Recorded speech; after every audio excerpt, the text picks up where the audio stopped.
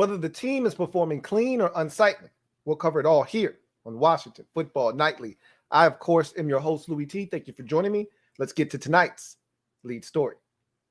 So, don't kill me for this, all right? I'm waffling again on the name. Now, this is the last time I'm going to waffle because I put a lot of the pieces of the puzzle together, and I think I've figured out what the new name is going to be. Now, there may be a variation to it, okay?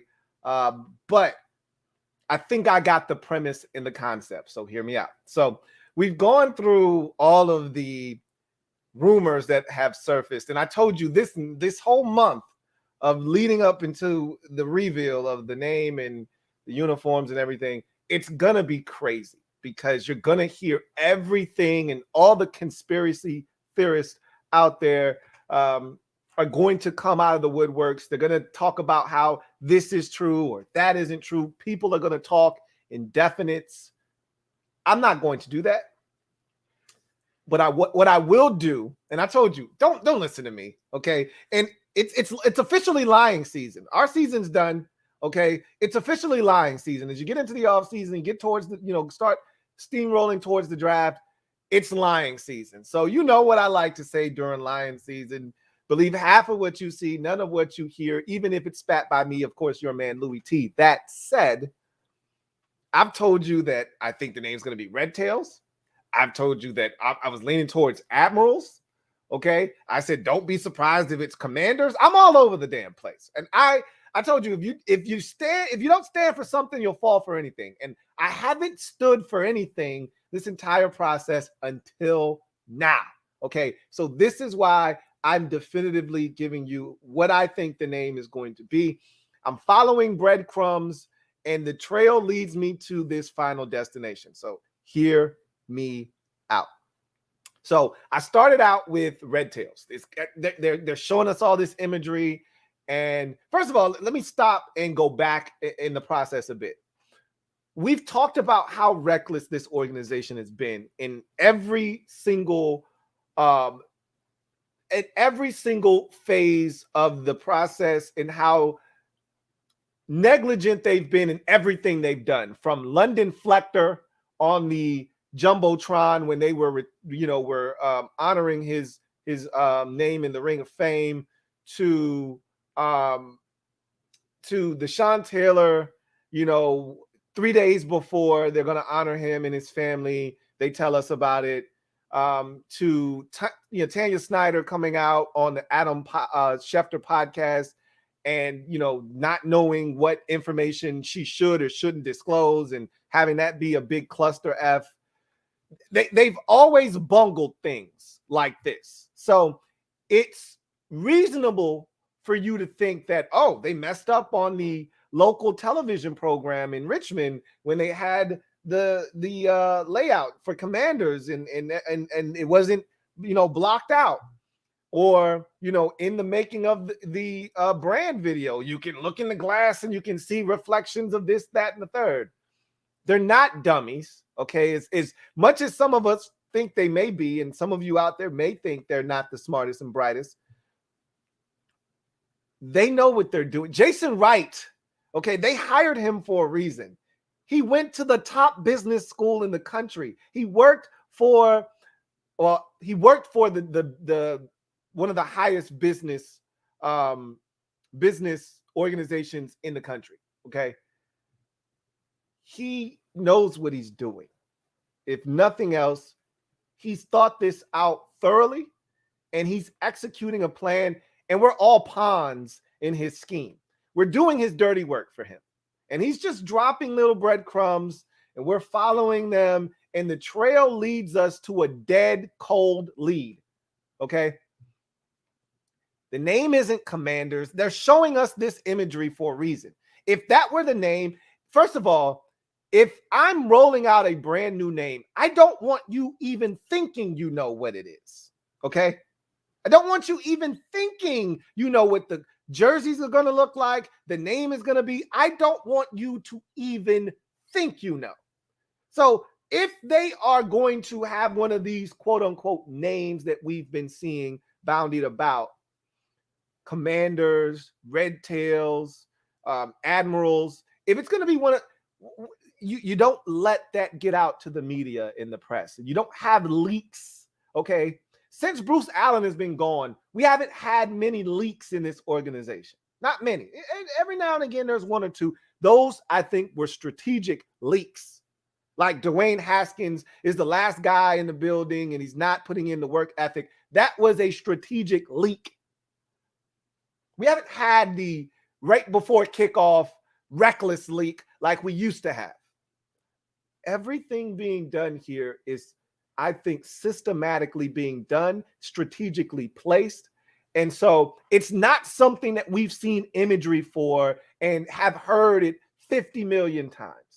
It's not going to be Commanders. We saw the logo. We saw all the imagery. It's not going to be Commanders. It's not going to be Red Tails. We've heard about it. We talked about why it would make a ton of sense.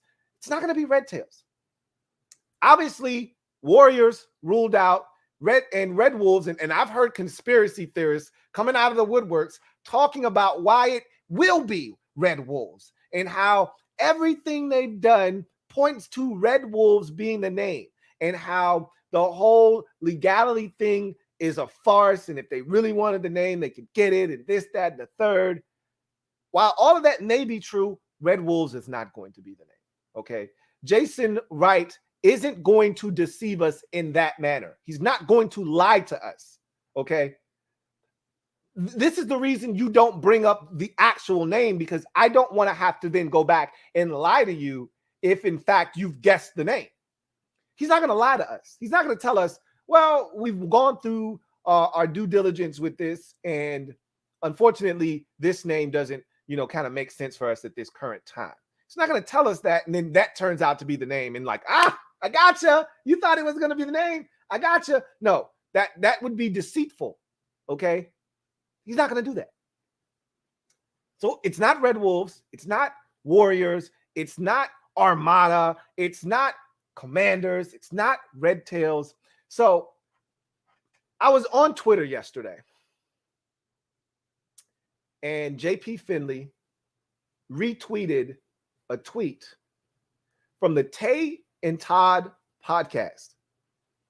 A lot of you are familiar with their work. Excuse me. And they uncovered something that I think is very, very interesting. It might actually be important, but let's call it interesting for right now. So back in August of 2021, so in the summertime, roughly late August, like August the 21st, something along those lines, late August, 3 Twitter handles and 3 Instagram names were all reserved by random accounts. Okay. And I'll tie it all in for you here in a second. But on the same day, 3 random names. One was Red Tails. So at Red Tails on Twitter, at Commanders on Twitter, and at Hogs on Twitter. Same thing was done on Instagram. At Red Tails, at Commanders, at Hogs. So to me, that tells me those were the 3 finalists. Those were the 3 names that they were kind of mulling through in August and trying to figure out which one made the most sense, which one from a logistic standpoint, which one from a legality standpoint they could nail down, and which one they wanted to keep all avenues open, right? So those were the 3 finalists: Red Tails, Commanders, Hogs. So to tie it all in, right? Remember when there were all of these dummy bot accounts that were created on the same exact day that were going to bat for Daniel Snyder? And then remember there was this crazy website that was thrown up saying all these positive things about Daniel Snyder, and then all of these bots that were created on the exact same day. You remember that? The Washington football team fingerprints is all over creating things in the same. See, they're not even diligent enough to create one on August 20th, August 23rd, and then August 27th. They do it all at the same time on the same day, and so you know it's them, okay? Here's the thing. We've heard about Commanders. We've heard about Red Tails. We haven't heard a ton about Hogs. Now, have we? All of these smoke screens that have been thrown out there, Red Tails, Commanders, Admirals, all of these things, and I told you, I was a dum-dum. I was like that dog with no attention span. You throw any name across my face and I go with that name. You throw another name across and I go that way with that name. And it was working on people like me. Until now. Everything starts to make sense. We've seen no imagery with hogs on it. We've heard no mention of hogs or any variation of it, war hogs or wart hogs or any of that stuff. Okay. What have we been in the past? What was our true identity? What at our core are we called? Hogs. When they talked to Joe Gibbs on making the brand, that final episode, when they talked to Joe Gibbs, he said, this name is going to give you a sense of pride and restore history. What's more rich in history for this organization than the Hogs? We've heard this over and over again when regarding this particular topic. It's going to make the DMV proud. What name could they name this organization that would make the fan base feel proud? Not Red Tails, not Admirals. Now, there are varying discussions around this topic. And on one side, there's a younger demographic that says, look, I know of the Hogs. I know of the rich history of the Hogs. I know of the 3 Super Bowl titles. But guess what? I'm 28 years old, and I didn't see any of that shit. I don't know anything about the Hogs. So that name doesn't ring a bell. It doesn't register with me. That doesn't give me warm and fuzzies, and there's no nostalgia attached to that name for me. So Hogs doesn't do anything for me. There is that sector of the fan base. And I told you, if you're marketing this team, you should be going after the younger demographic. I'm not going anywhere. I'm not going anywhere. So you don't have to worry about making sure I feel warm and fuzzy about the new name. However, there is a such thing as brand attachment. And everybody was attached to the name Redskins. You don't want to go too far away from that name to the new name if you want to keep the people that have been the most loyal to your brand loyal. Hogs is the thing that does that. Last piece of evidence, and we'll leave it at this. 2-2-22. What is the significance of that? Why, of all the days they could have picked, why pick 2-2-22? Why not pick 2-4-22? Why not pick 2-8-22? Why not pick 2-11-22? Why not pick 2-22-22? Why not? I'll tell you why. Groundhog Day. That's why. Everything makes sense. The name of the team is going to be Hogs. Now, it could be War Hogs, it could be Wart Hogs, or it could just be Hogs. Whatever they're named, even if it's the War Hogs or the Wart Hogs, people are just going to call us the Hogs anyway. So they can name it whatever they want. As long as Hogs is in the title, that's all that matters. They're having the announcement being done on Groundhog's Day. Think about all of this, man. If that doesn't register with you, if that doesn't make sense to you, then I don't know what does, and I can't convince you otherwise. But for me, all of the breadcrumbs have been dropped. Everything makes sense. The light bulb has gone off. The new name of this team is going to be Hogs. What says you out there? I think it's going to be Hogs. It could be Warthogs, Warhogs, so it'll have some kind of military connotation. Could be Red Hogs. I doubt they go the red route. I mean, I think they're done with the red portion of things. It could be, but I think it's either Warhogs, Warthogs, or just Hogs. That's my story, and I'm sticking to it. I'm not waffling anymore. This is what I'm sticking to for the remainder of this period that we're waiting for this reveal on 2/2/22. Hogs. Washington Hogs is the new name. Anyway, I digress. So let's go to in other news.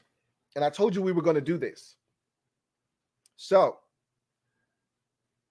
Ron Rivera and his GM, Martin Mayhew, sat down for a post-season presser, kind of wetting your palate, so to speak, on what to expect this offseason. You reflect on the season that was, you start to turn your attention to the offseason, and they kind of give you a bit of a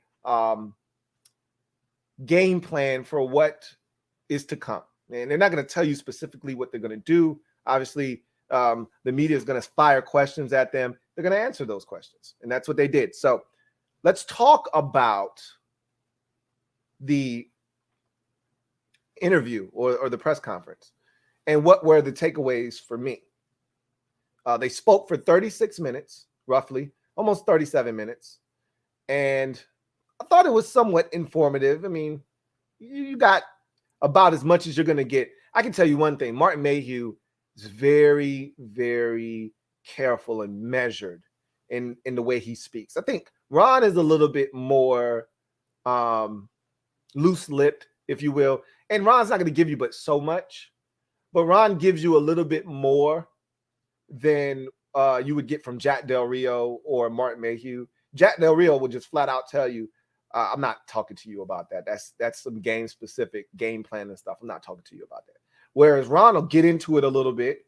You know, he'll go all the way to the edge before he stops. Whereas Jack won't even allow you to get close to the edge. Like, nah, I'm not talking about that. That's game plan stuff. I'm not talking to talk to you about that. Martin Mayhew was very similar to Jack Del Rio in the sense that, hey, I'm gonna give you a little something, but I ain't giving you much. You know, I do want to start though, in a way, somewhere where he did give a lot more than I thought was necessary. Martin Mayhew, I like him. I like him as a general manager from the mental side of things. I don't know what he is as a evaluator yet. Okay, all we can go off of is his time in Detroit, and it wasn't great. That said, I like the way he speaks. He's one of us, or he's a family member, having played here, won a Super Bowl here, played opposite of Darryl Green on that 91 team. There's a lot to like about Martin Mayhew returning home. That said, we don't give a shit about any of that. Action is what we're looking for, and we're looking for him to do a damn good job of picking the groceries for Ron Rivera and company to cook. That said, I thought Mayhew went borderline Bruce Allen on us with one of his statements, and I didn't really appreciate that. And it was in regards to Brandon Sheriff.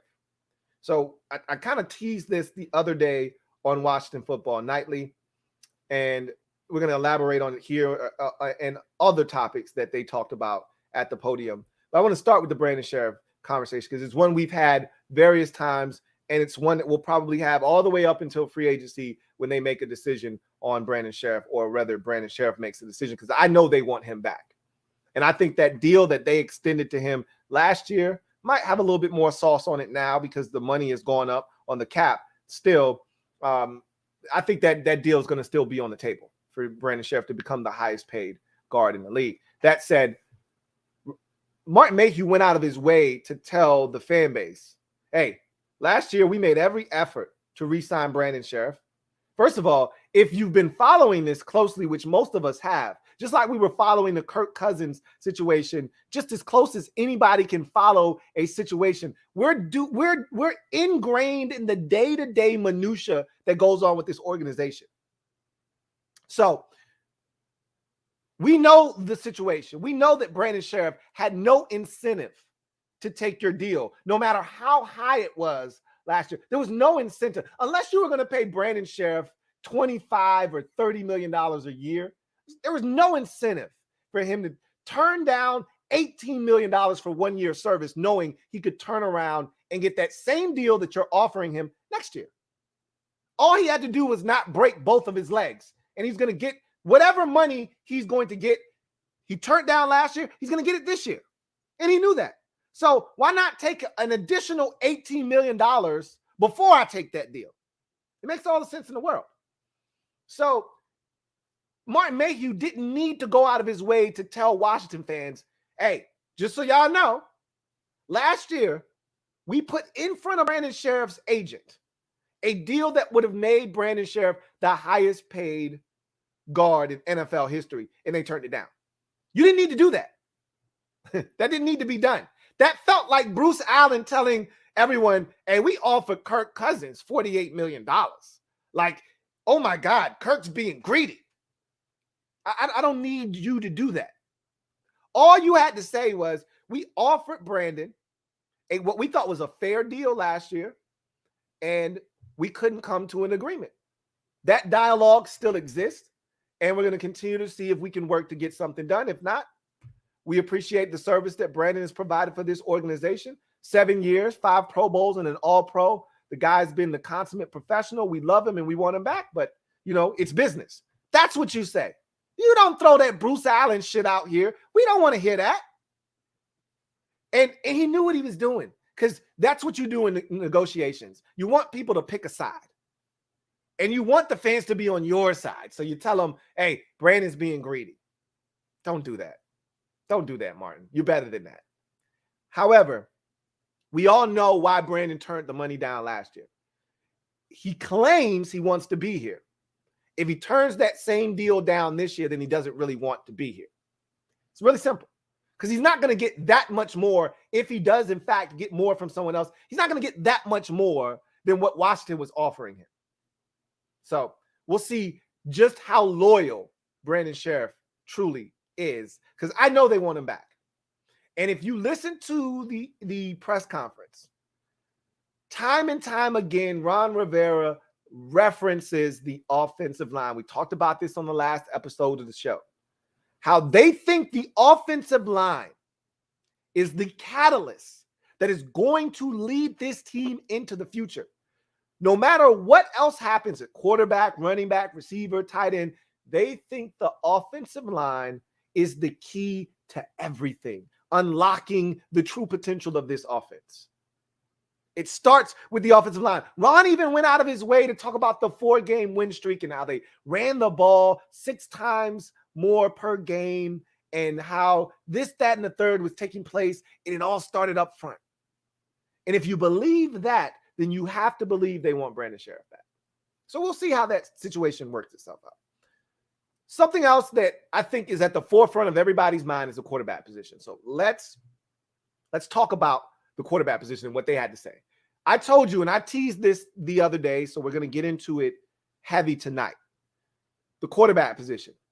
Ron, I feel like, is desperate in year 3. And he tried to project this image of, hey, I feel good about this roster, which he probably does feel good about this roster. And that we're fine, you know. We're fine. We're going to, you know, like they said last year, we're going to turn, we're not going to leave any stone unturned. You know, we're going to explore every avenue. The same shit they said last year, they're saying it this year.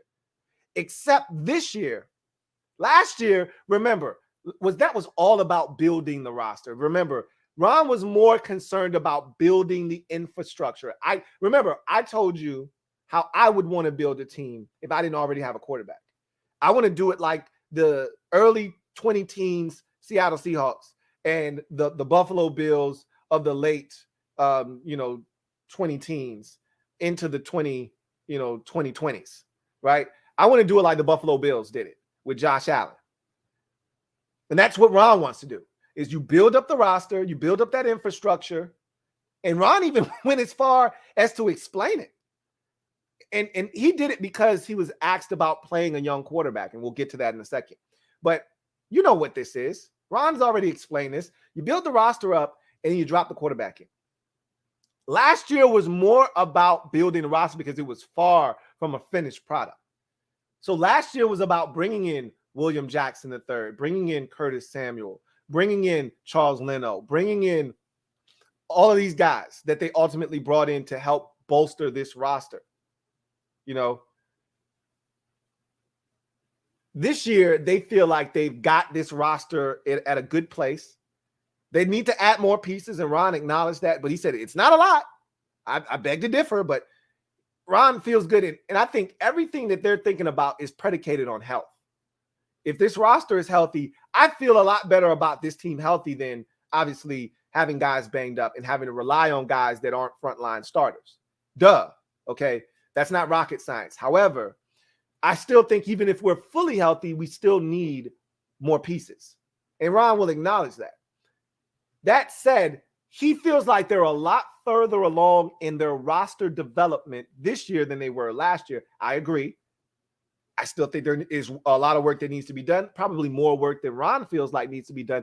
That said, I think Ron, because of the offensive line, Ron talked about Charles Leno. He talked about, Sam Cosmi, bookend tackles now. He talked about, Chase Roullier. He talked about Brandon Sheriff. Again, I don't know if he's going to be here or not, but they like the depth of this offensive line. And remember what I said before the season started. I said, look, we didn't know quite what the five guy combination would be, but I told you I was pretty damn confident in whomever those five guys that they put on the field were going to be. We knew about three of them for sure. Charles Leno Jr. at left tackle, Chase Roullier at center, and Brandon Sheriff at right guard. We knew about three of the five positions. We didn't know who was going to start at left guard. We didn't know who was going to start at right tackle. It ended up being Cosmi, and it ended up being Eric Flowers. They feel really confident about that group of five. If they can get them all healthy, they feel damn good about those five guys up front. And so now that takes us to the next conversation that Ron had, and that was playing a rookie quarterback. And remember, I've talked about if you get a rookie, you're gonna have to take the growing pains. And Ron's like, not so fast, my friends. Okay, if you've got the right pieces around that rookie quarterback, you don't have to necessarily take a step back. And Ron, and I love this answer from Ron. Ron was like, look, if we draft a quarterback in the first round, his ass ain't sitting. We drafted him to play, okay?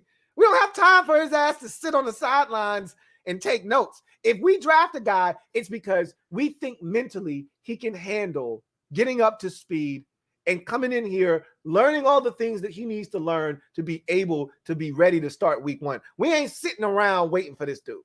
If we draft a rookie, we expect him to be able to start year one. Why? Because we've got the pieces in place. We've got the offensive line, as I just mentioned.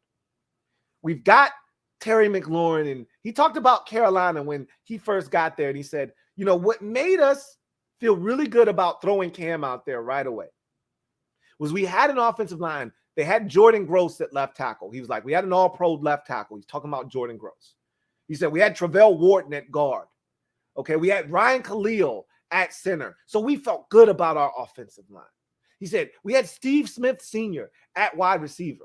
So we felt good about a weapon for him to get the football to. Not to mention Jeremy Shockey and Greg Olsen at tight end. So we felt really good about the weapons he could get it to. And then we had double trouble in the backfield in Jonathan Allen and D'Angelo Williams. So we felt, Jonathan Stewart and D'Angelo Williams. We felt really good about the weapons surrounding him in the offensive line. And so we felt like we could throw a quarterback out there and he wouldn't be lost and he wouldn't have to do it by himself. Ron feels the exact same way about this roster. He's like, we got an offensive line. We got Terry McLaurin. We got, Logan Thomas. And if Ricky Seals-Jones is back, we got him. And they probably feel really good about what John Bates did. I would add to that position if I were them, especially if you don't re-sign Ricky Seals-Jones.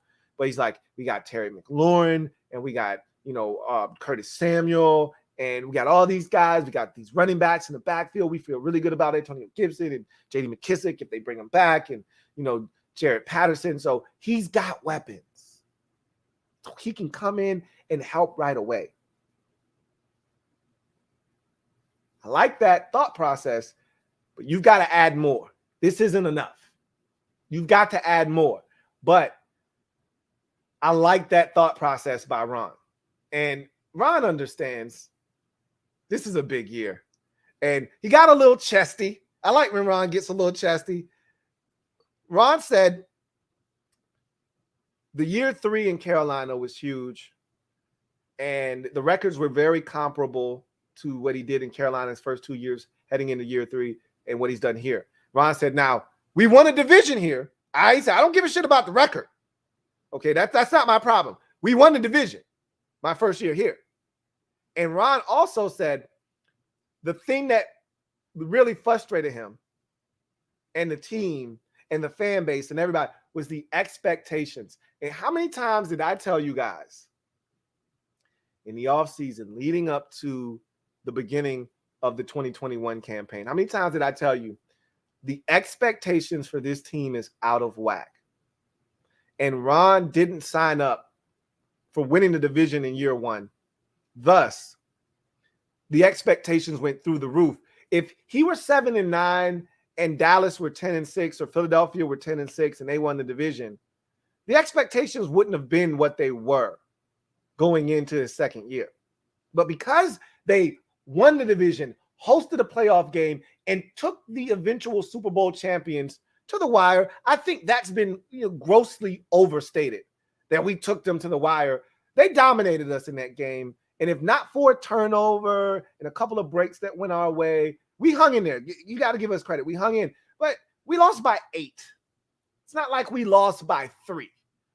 Okay? Anyway, all of those things happened, led to people feeling like, hey, 11-6, 12-5 next year. We're the team to beat in this division. And Ron was like, yeah, I think those expectations kind of got out of whack. I think the players tried to prove that they were worthy of those expectations. I think us as coaches tried to prove that we were worthy of those expectations. And I think the fan base was frustrated because we weren't living up to those expectations. I told you that him winning the division was the best and the worst thing that could happen to him. Well, take those expectations, magnify them by 10. That's what this offseason is because of the quarterback position. That's what it's going to mean to fix the quarterback position and to get this team competitive again. That's what year 3 for him is. And it shouldn't be that way. But that's the reality of the situation, is that people want this team. Now, if you get a young quarterback and he shows promise, then people will bat back. They'll take a step back and say, hey, we get it. We got a young quarterback. We like what we see, but we know, even though Ron thinks that, you can just throw a young quarterback in there. If he's not Russell Wilson or Aaron Rodgers or Josh Allen, one of these elite talents, Justin Herbert, Joe Burrow, and even those guys lost, okay? Russell Wilson, of all the quarterbacks I just named, Russell Wilson was the only one that didn't lose in his rookie season. Joe Burrow, Justin Herbert, and Josh Allen, they all lost in their rookie season.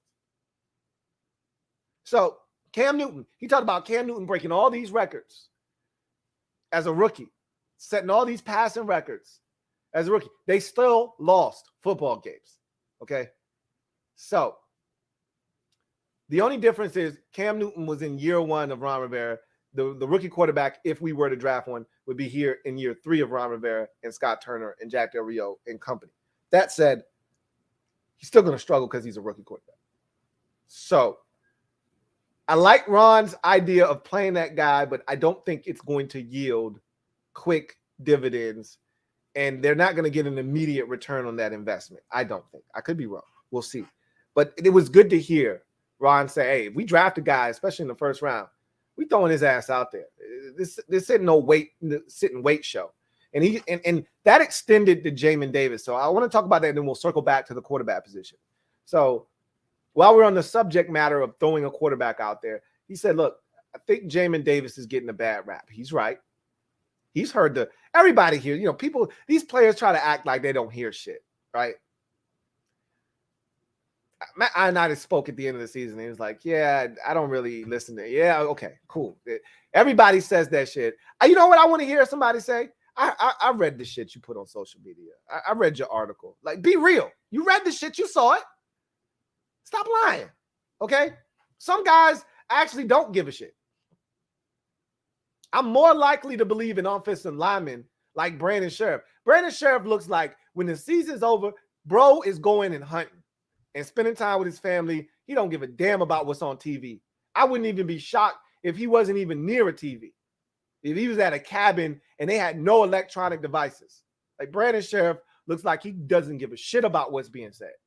Like, when he says, I'm going to let my agent handle it, like, I truly believe Brandon Sheriff listens to his agent. His agent says, hey, Brandon, it ain't no reason to sign a deal this year. Brandon's like, okay, you got it. So anyway, and I could be selling Brandon Sheriff short. But anyway, so he said Jamin Davis is getting a bad rap. And what he figured out was that Jamin Davis is a middle linebacker. And what he said was Cole Holcomb isn't a middle linebacker. So Cole Holcomb essentially begged to be the mic at his exit interview, an exit presser. Ron is essentially saying we need a true middle linebacker. Like, neither one of y'all are it. But he said, I love Jamin outside, and he showed us some things on the outside. We know what Cole is on the outside. We just need a true middle linebacker. He said, when we put David Mayo in there, and I'm like, stop saying that, Ron. Stop saying that. But when we put David Mayo in there, a true middle linebacker, those guys were able to flourish. Stop saying that. Because you know what that means? He brought up John Bostic and David Mayo. I'm like, I don't want any more Bostic, no more Boombastic. And I don't want another glob of Mayo slapped on my linebacker position. But if it ain't one of those two guys, trust me, it's going to be some other garbage-ass veteran that they bring in here to lead the troops. I pray they find themselves a worthy middle linebacker in the draft. They'll be looking. But if they don't find one, they're going to go out here and they're going to get one of these retread, veteran, trash can juice middle linebackers that is going to come in here, start, and we're going to be saying, why is this guy in our lineup again?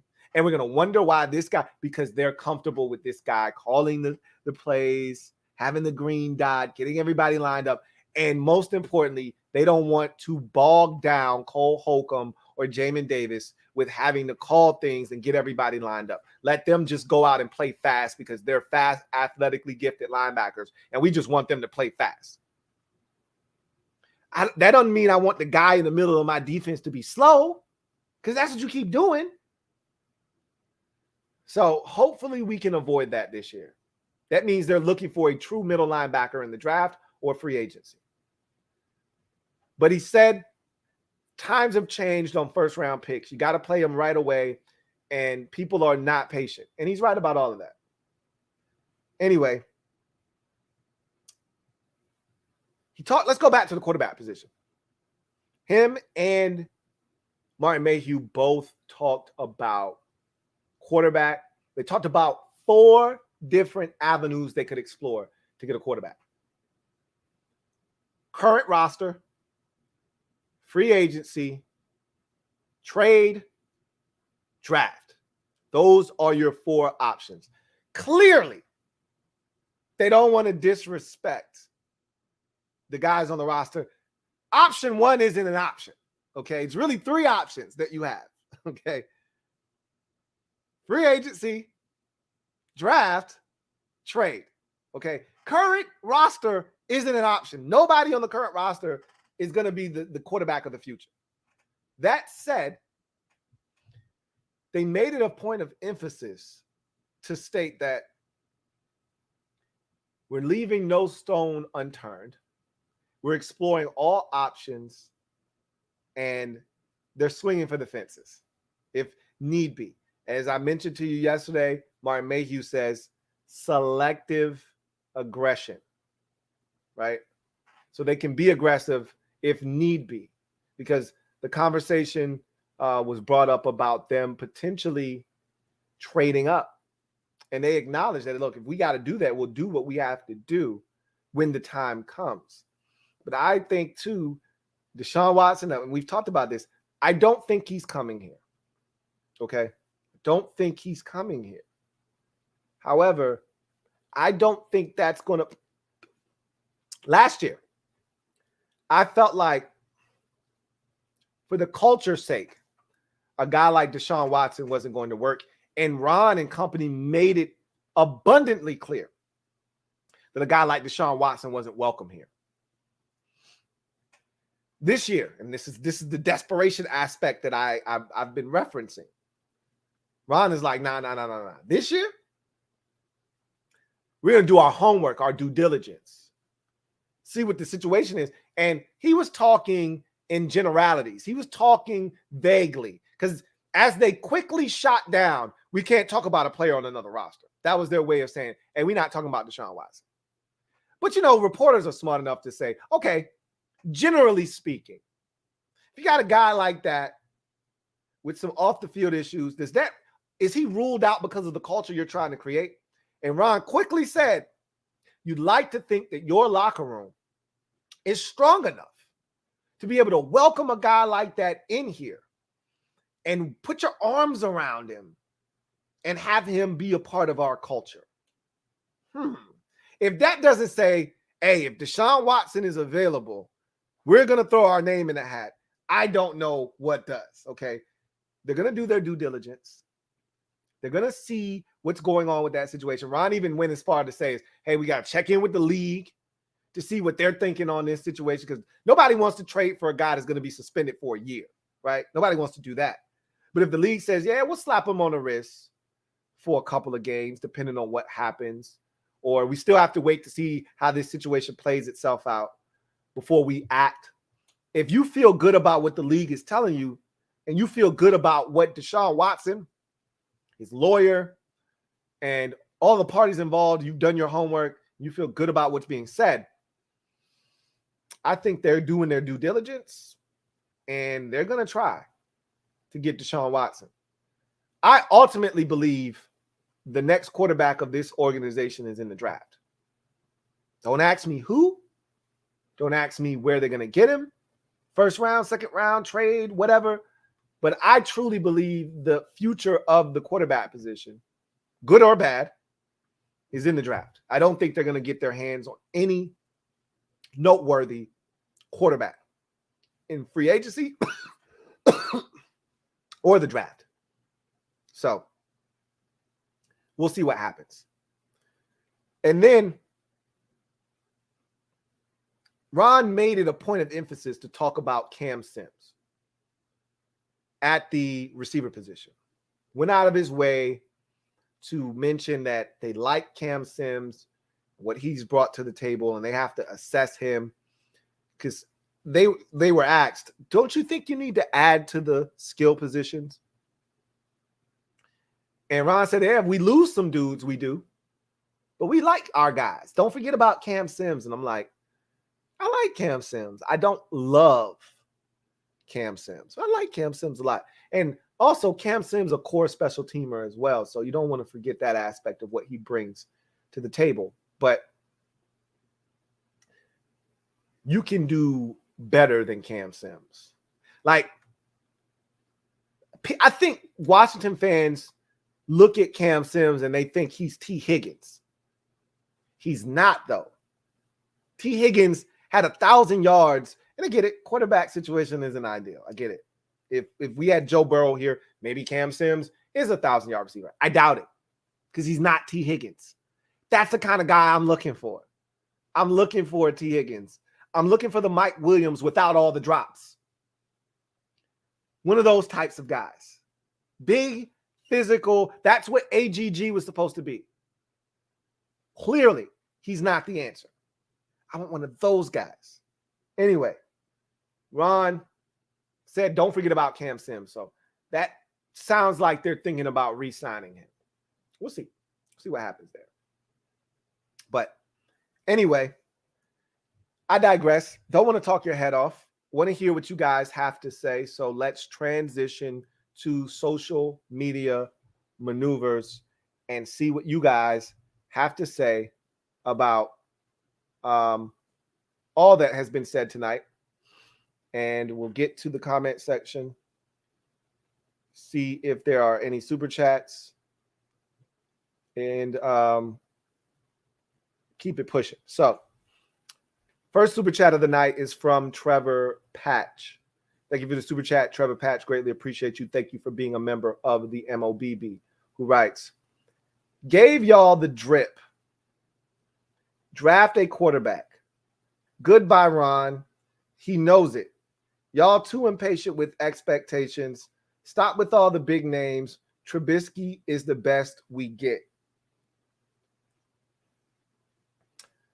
I don't think. Now, that's something else Ron said. We're not opposed to adding a veteran and a rookie to this quarterback room. Because remember, the only quarterback currently under contract on this team, as it stands right now, is Taylor Heineke. Kyle Allen will be a free agent this offseason, and Ryan Fitzpatrick will be a free agent this offseason. So technically, speaking, the only quarterback on the roster currently right now is Taylor Heineke, which is the same thing we had last year going into the offseason. The only quarterback that was technically still on the roster was Taylor Heineke. Alex Smith retired.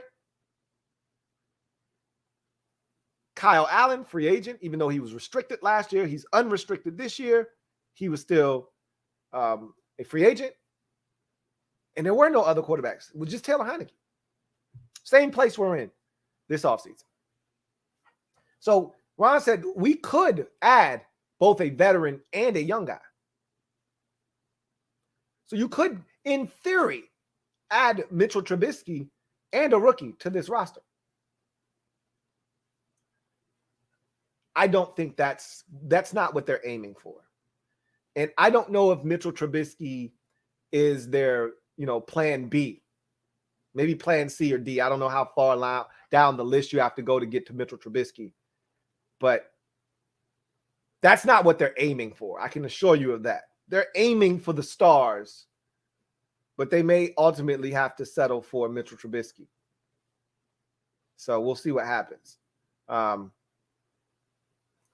not banking on Trubisky ending up here in Washington, but stranger things have happened. We'll see what happens. Rob, thank you for the super chat.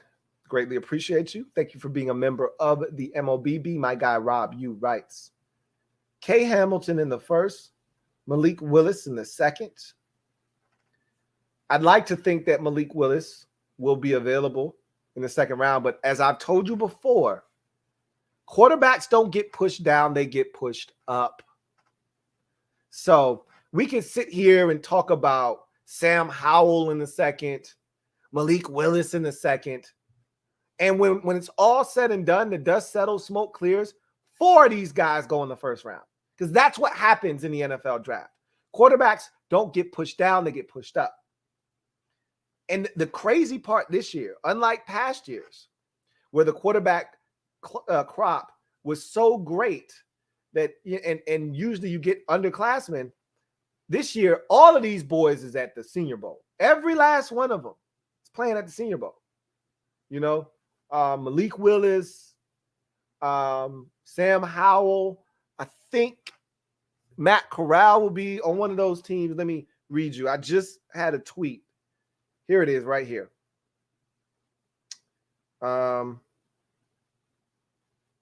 Let's see. I just had the tweet and I just lost the tweet that fast, but I'm going to pull it up real quick for you. So here's the tweet. Okay. Yeah, I lost the tweet that quick. Could have sworn I hit the like button on it, but apparently I didn't. But I can find it real quick. So here's the tweet. The Senior Bowl quarterbacks will be Malik Willis, Sam Howell, Bailey Zapp, Kenny Pickett, Desmond Ridder, and Carson Strong. So the only one not there that we've been talking about is Matt Corral. That's it. All of those boys will be there. Carson Strong, who's been brought up multiple times on this program by many of you out there, is going to be there. Kenny Pickett is going to be there.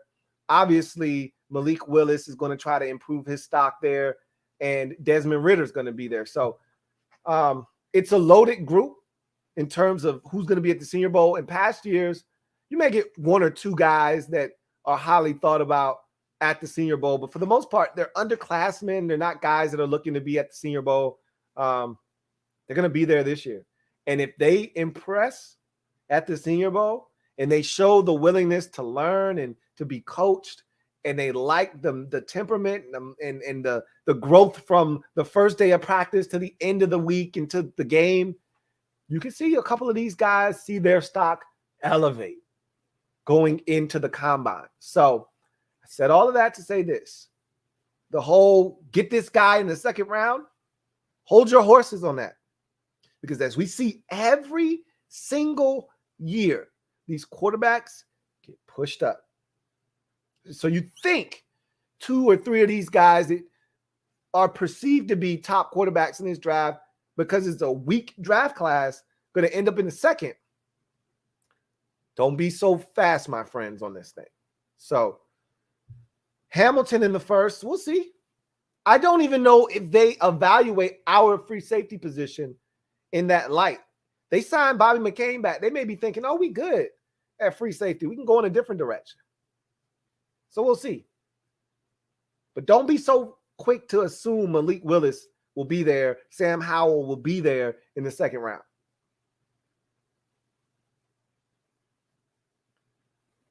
Carlton Bogano Jackson, my guy, CPJ, thank you for the super chat. Greatly appreciate you. Thank you for being a member of the MOBB, who writes,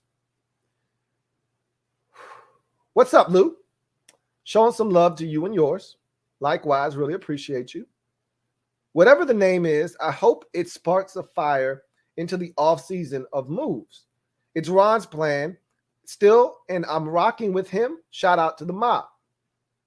So, in my mind, the name and the energy that's going to be generated from the name and the new look will bleed into the offseason. And I do think there will be a little momentum gained from it for a limited time only. By the time we get to the draft, all of that will have worn off. But I think it'll resonate during free agency. I think there'll be a buzz generated because this name will be announced prior to the Super Bowl. And really, I think the week that there are no games, that week off between championship weekend and the Super Bowl, that's when they're announcing the name, if I'm not mistaken. So let's look at the calendar real quick. So, yeah, the 2nd of February is a Wednesday. The Super Bowl is going to be on the 13th. So there will be no games that weekend. So that whole week of Super Bowl week, Super Bowl, Radio Row and all that stuff, the buzz will be about the new name. And if the jerseys are dope, people will be talking about that. If the concept looks good, if it's a name people can get behind, all of that will resonate. I'm not saying somebody's going to choose to play for us because we got a different name and the jerseys are dope, but it doesn't hurt. But these aren't little kids. These aren't high school kids you're trying to recruit. And because you've got a Jordan logo on your jersey, they're going to choose your school. It's not how this works. But I do think there will be a jolt of energy and momentum into this organization, and how they ride that wave is up to them. What they do with that momentum and that energy, up to them, especially if it's positive. There's going to be some kind of energy coming from this rollout and this rebrand. It's either going to be positive or negative. We'll see what happens. Billy A, thank you for the super chat. Greatly appreciate you. Thank you for being a member of the MOBB. Billy writes, Sam Howell will be quarterback 1/2 after Senior Bowl. 2020 tape better than the rest. 2021 tape, bad O-line, no running back, wide receivers, forced the ball to his only good wide receiver, and in bad decisions. That's what scares me with Sam Howell. And if you go back and watch his 2020 tape, that's what people are going to be kind of fawning over, is how good he looked when he had Daz Newsome and De'Ami Brown and Javonte Williams and the other running back that went to the Jets. And he had his full complement of guys, right? He looked great. Once all those guys were gone and he only had 1 or 2 receivers that he trusted and the running back situation wasn't ideal and everything kind of looked a little bit shaky, I questioned his decision-making. Now, that reminds me of Josh Allen's situation a lot because Josh Allen's situation was very similar.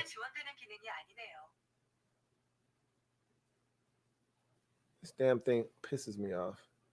The Josh Allen situation was very similar in that the year prior, he had Jacob Hollister, he had Hill at running back. All these guys are NFL football players that were drafted in the NFL. He had, a full complement of receivers, and all of those guys left. And then he came back to school, and it wasn't the same. Same thing could be said for Jordan Love.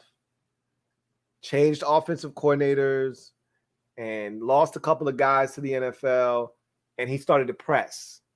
And you saw some mistakes. So if you make that comparison and you take that leap of faith with Sam Howell and you go back to 2020 when, for a huge chunk of that season, he was a Heisman Trophy candidate.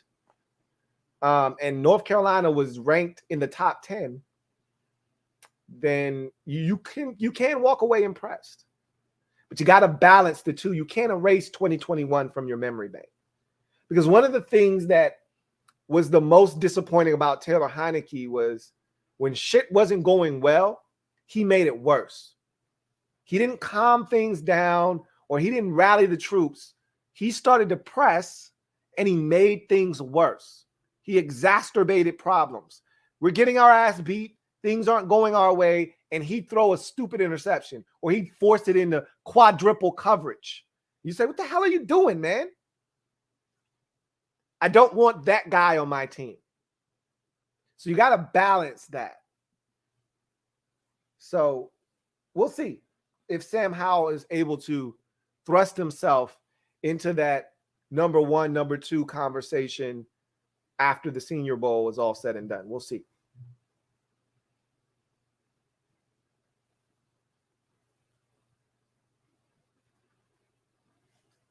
Billy A, thank you for the super chat. Greatly appreciate you. Double up.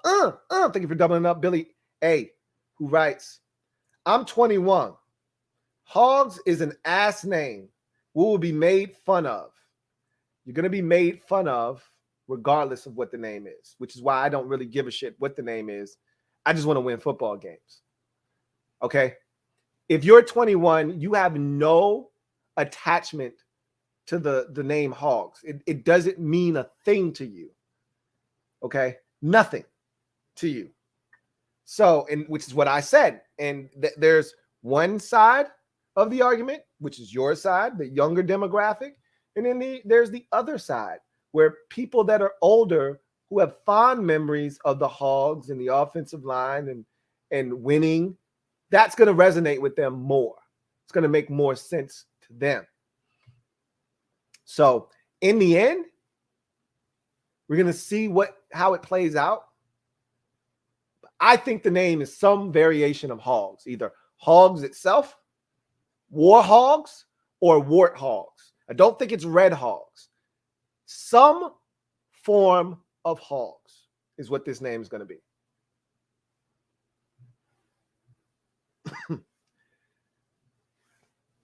Rob, you, thank you for the super chat. Greatly appreciate you. Double up. Thank you for doubling up. Rob, you, who writes, I truly believe that the staff did a decent job with the overall team depth, except for linebacker. Them not bringing in quality depth starter was baffling. So the one position we went into the season saying this isn't good enough, and God forbid any injuries take place, we're in trouble, was linebacker. We can all admit that we went into the season not sure about the linebacker position. The one guy that I thought would get more run this year that didn't hardly see the field, that I thought, remember, I said before the season started, the guy that I thought would make the biggest leap, it would be an impact player that we weren't thinking about, was Khaleke Hudson. Khaleke Hudson was non-existent this season. They really refused to put him in unless it was a dire circumstance. And they really didn't utilize him the way that I thought they were going to heading into the season. So without Khaleke Hudson contributing, the depth at linebacker was really thin. And when you start talking about Jordan Kay and David Mayo being, some veterans that you have to get excited about, you really, really start to realize we didn't have shit at linebacker. Not a damn thing. And luckily for us, Cole Holcomb and Jamin Davis stayed healthy, relatively healthy all season. Both missed a game, due to COVID or COVID-like symptoms for Jamin Davis, the Dallas game. And for Cole Holcomb, I think he missed the first Eagles game. But outside of that, those guys were relatively healthy all season long. Had they not been, I don't know what the hell we would have done at linebacker. So they've got to do something, and they realize that. Ron's already acknowledged we got to go get a middle linebacker. I just hope they don't get another one of these stopgap veteran middle linebackers that we're supposed to be okay with being a smart guy, get everybody lined up, but be ass in the middle. Like, I don't want John Bostic starting. I don't want David Mayo starting. I don't care how smart he is or how well they get everybody lined up. I want a dude inside. And I think Ron does too. So we'll see what happens.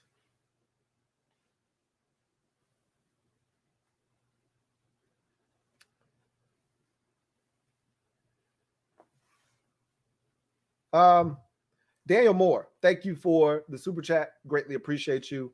My guy Daniel writes, I'm sorry, but how hilarious would it be if it's Red Hogs and the logo is a Native American hog?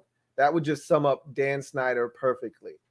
Well, it's not going to be Red Hogs. I told you it's not going to be anything with red in it.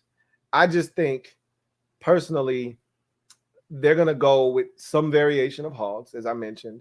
And I don't know if it's war hogs, but the fact that they went out of their way to preserve hogs on Twitter and on IG, and just like they did with Red Tails and Commanders, and the fact that we haven't heard one thing about hogs. Everything has been, and hogs has been in the discussion, but that's on the back burner. Nobody's thinking about that. You didn't see any imagery for hogs or anything that could be tied to. They want to throw you off the trail. They want to throw you off the scent. So they're going to throw out Commanders. They're going to throw out Red Tails. They're going to throw out Admirals, all these names that aren't the name. They're going to throw all of those out there because they want you thinking it's one of those. So it's the sleight of hand trick. Look over here so you don't see what's going on over here. Hey, over here so you don't see what's going on over here. Hogs is what's going on over here. And meanwhile, everybody's focused in on Admirals and Commanders and Red Tails over here. Well, it ain't one of these. It's this one over here. That's what I think. I could be wrong. Some of you are way too invested in this. So you're going to be pissed off if it's not something that you like. I already told you, I don't give a shit. So it's not going to bother me one way or the other, whatever the name is. I just want to win football games. But I'm giving you my personal opinion on what I think it is.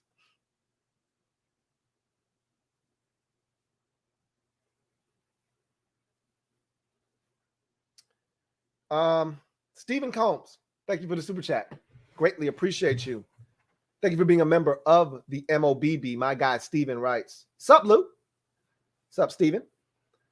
I see Bieniemy going to the Vikes, Deshaun Watson too, but Pittsburgh is a dark horse for Watson, if not for Russell Wilson. Thoughts? Cousins to Indy, Baker stays in Cleveland, Wentz to the Washington football team. Hate to use first on quarterbacks. Wentz, we could have had Carson Wentz last offseason. We don't want him. And after what he did this year, especially that season finale, his stock is way down. So I don't see Indy giving up on Carson Wentz quite yet. So he's not coming to Washington. Baker isn't going anywhere. I said that even when I gave the hypothetical of, would Washington fans want Baker here? I said in that, clearly stated that I didn't think he would go anywhere and that the Browns would be foolish to get rid of him. So I don't see him going anywhere. Cousins is interesting. If they do move on from, Wentz, Cousins would make a lot of sense in a place like Indy. He'd be the perfect quarterback for that offense. But again, we'll see if he is made available and somehow you can figure out that contract, because it's a lot this upcoming year. He'd be a hot commodity, I think, this offseason for a team that thinks they could be in a position to win. Like, I feel like Kevin Stefanski would love to have Kirk Cousins in Cleveland, personally. With that run game and what they can do defensively, Kirk Cousins would be perfect for that offense. But, we'll see. Pittsburgh, will always be a dark horse because the Steelers just don't strike me as a developmental quarterback team. They strike me as a team that would love to get a veteran quarterback and just keep it pushing. Somebody that can come in and they can just pick right up where Big Ben left off and not stop the party. I don't think the Steelers are in any position to stop the party, get a rookie quarterback or a young guy up to speed. They've had so many opportunities at this. Landry Jones and Mason Rudolph and now Dwayne Haskins and Joshua Dobbs. Like, they've tried to develop quarterbacks. It never works. And I get it. It's a lot harder to develop a quarterback when you've got a franchise future Hall of Famer entrenched in your lineup. It's hard to develop a young guy, but Ben's been hurt enough where we've gotten to see Joshua Dobbs. We've gotten to see all these other quarterbacks, Mason Rudolph and the like, and Landry Jones. They all stink. The Steelers want a veteran quarterback, so we'll see what happens. Watson to the Vikings, I don't know about that. We'll see. They got to get a GM first. And once they get a GM, then they'll get a head coach. And then once they get a head coach, then we'll see what happens. But, interesting times, to say the least. We could see the deck being shuffled like last year at the quarterback position, but one domino's got to fall first. And once that domino falls, then we'll see a chain reaction because of it. But I don't think Russell Wilson's going anywhere in Seattle. I don't think Baker Mayfield's going anywhere in Cleveland. I don't think Indy's moving on from Wentz. So that will settle some of that discussion. Cousins is interesting. And then obviously we know Deshaun Watson is going to end up somewhere. The question is where. So we'll see. Tony P, 56. Thank you for the super chat. Greatly appreciate you. My guy, Tony P, 56, writes, "This is why I think the name should stay Washington football team. I have no confidence Brass will get this right. Hog isn't anything." He said, "Hog anything isn't what we want. Sounds like a Madden created a team." Again, Whatever they choose, it's impossible for them to get everybody on board. Okay. I can tell you right now, I don't want us to be called the Washington football team. Okay. And for those of you, and I know my girl Condo P was saying, look, just leave the damn name alone. Washington football team is fine. We can just move on with that and be what it is. I'm not one of those people that feel that way. You need a nickname. Okay. Can't just be the football team. You need a nickname. So you got to do something. And the something isn't going to please everyone. It's impossible. You're going to have some people that love it. You're going to have some people that can't stand the name. You're going to have people that declare, if this is the name, I'm out. Bye. Because guess what? They start winning games, your ass will be back. Okay? So at the end of the day, this is what it is. Prepare yourself mentally for whatever is to come. Because either you're not going to like the name, or you're going to like the name, or you're going to be like, I guess I can get used to it. Or you're going to be like, I hate this name. I hate this team. I hate this organization. And then once football starts, you're back on board. But you can't stand the name. You don't like the name. You don't like the jersey. You don't like the logo. Don't buy any merch. Simple. So we'll see what happens.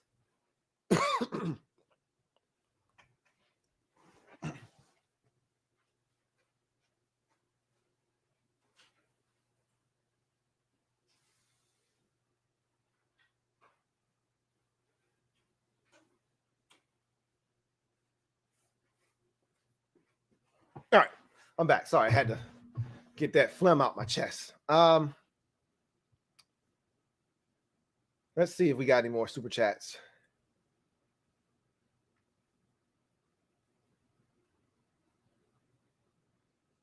Tony P56 again. Double up. Thank you for doubling up, Tony P56. Greatly appreciate you. Who writes, I'd change the name to the Watsons if it gets him here. Obviously, I'd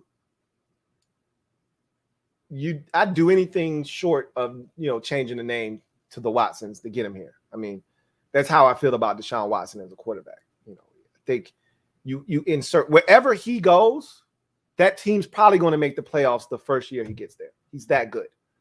So, any rational fan would do just about anything it took to get him. Unless you're one of those moral high ground fans where, oh my God, this guy is the scum of the earth. I don't want him anywhere near my team. If you're that guy, more power to you. I'm not mad at you. I'm not glad at you, but I'm not mad at you. Me personally, I'd do anything it took to get him here to the point now where last year I was being foolish, and I will admit this. Coming off the rookie season he had and seeing what Montez Sweat was morphing into, I was bullish on those ends. You can't touch my ends. You can have anything else you want on the roster except for Terry and my two ends.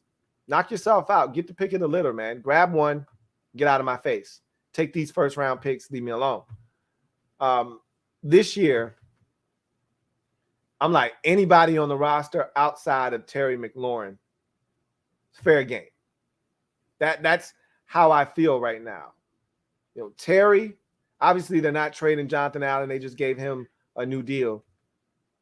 But, at this point, Chase Young, Montez Sweat, you need a quarterback, man. And as much as we would love this defense to be elite, the quarterback is what gives you a chance to win for 15 years. The Packers have had numerous chances to go to the Super Bowl, not because of an electrifying defense, not because of pass rushers or this receiver or that running back or that tight end or any of that. Hell, the offensive line half the time hasn't been any good. It's been because Aaron freaking Rodgers is their quarterback. Say the same thing for the Patriots over the years with Tom Brady. Patriots weren't going to Super Bowl after Super Bowl and AFC championship after AFC championship because they had all of these great talented players on defense and, oh my God, their receivers are lights out. No, it wasn't because they had Vince Wilfork at nose tackle. It wasn't because they always had a dominant corner that shut down one side of the field, although that helps. I'm pretty sure it was because of Tom Brady. You get that guy, which is why I think the Bengals are going to be around for a long time. The Chargers are going to be around for a long time. The Chiefs obviously are going to be around for a long time. And the Bills are going to be around. The reason we feel that way is because of who's at quarterback. The Seattle Seahawks stink, okay? Take Russell Wilson off that roster if you want. And you go back to pre-Russell Wilson in Seattle. Tavares Jackson, may he rest in peace. And all the other bums that they had at the quarterback position prior to Russell Wilson. They stink. You take him off that roster, and I guarantee you thought this year was bad. Would they go 7-10? Would they go 6-11? And that was with him missing 4 games or so. You thought that was bad? Take Russell Wilson off that roster and see what that record looks like. You immediately go to a top 3 pick. That's the Russell Wilson effect. But that is a franchise quarterback effect. So I'm at the point now where I'm willing to do whatever it takes to get a guy like Watson. But again, I don't expect him to choose us. So we'll see what happens.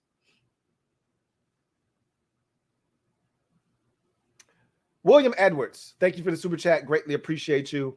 My guy William writes, so Groundhog Day, huh? Does that mean if the hog sees its shadow, we suffer through 3 more years of quarterback winter? Shaking my head. Groundhog Day. I'm telling you, they thought all of this stuff out, man. I mean, it may sound corny, and I get it, but all of this has sentimental value and meaning behind it. Everything that's being done here is being done strategically, okay? Even down to the day that they're rolling this out. They could have chosen any day that they wanted to. They chose Groundhog Day for a reason, okay? It's a Wednesday. Why not choose a Monday or a Tuesday or a Thursday? Why choose a Wednesday? I'm not saying. I'm just saying. Rob U, thank you for the super chat. Greatly appreciate you. My guy Rob U writes, thoughts on Payne extension versus re-sign Settle. There are some Tim Settle stands out there, and to all of you, I say, bless your heart. Love me some Tim Settle. Think he's got a chance to be a starter elsewhere. He isn't on the level of a Daron Payne, not even close. And so the question then becomes, and this is the thing that you got to understand. Jonathan Allen got the extension he got money-wise because Jonathan Allen, 1, is a leader. 2, his production on the field. Go look at Jonathan Allen's numbers. Look at his sack total. Look at what he provides getting after the quarterback. Jonathan Allen has 2 years, if I'm not mistaken, of 7.5 or more sacks. Hasn't hit 10, hasn't hit double figures, but I think he led the team this year with about 8.5, 9.5, somewhere in there. And you go back to like his second, maybe third season in the league, and there was another 7.5. Matter of fact, we don't have to guess. Let's just look it up real quick. See Jonathan Allen's sack totals. I guarantee you there's at least two seasons of 7.5 or more sacks. He had 9 this year. He had 8 in 2018. So that second year in the league, he had 8. He had 6 in 2019. So right now he's got 26 career sacks, and he's trending upward, right? Whereas Daron Payne, I think his most sacks in a season. Again, you can't quantify everything by sacks, but this is how you get paid in the league. Numbers is how you get paid in the league. How many Pro Bowls you've been to? How many All-Pros do you have under your belt? How many sacks have you totaled? These are things that you can take to the organization and say, see, my guy deserves XYZ amount of money. They're going to look at his sack total. They're going to look at his production, and they're going to compare it to another guy that has similar numbers, similar impact, and say, this is where your guy should get paid. And they're going to say, no. His agent's going to say, no. Jonathan Allen got $18 million per year on a 4-year, $72 million extension. My guy is every bit as important to this defensive line as Jonathan Allen is. My guy needs something comparable to that. And if they're not willing to come off of that, I could see there being a disconnect and him ultimately not ending up here. But Tim Settle isn't on his level. Now, Settle, I think, has done a better job of getting to the quarterback. Let's look at Daron Payne's numbers real quick. Daron Payne, 5 sacks his rookie season was the most. 2, 3, and then 4.5 this season. So he's been pretty consistent in his career, hovering around anywhere from 3 to 5 sacks, pretty much. So Tim Settle, last year, I know for a fact, Tim Settle had like 6, 7 sacks last year. But Settle isn't as good in the run. No one on the team is as good in the run game as Daron Payne. He's our best run defender. And I don't think Tim Settle is a guy that if you just give him more snaps, he's going to automatically have more sacks. Let's see. Tim Settle's career numbers. Let's see what we're looking at.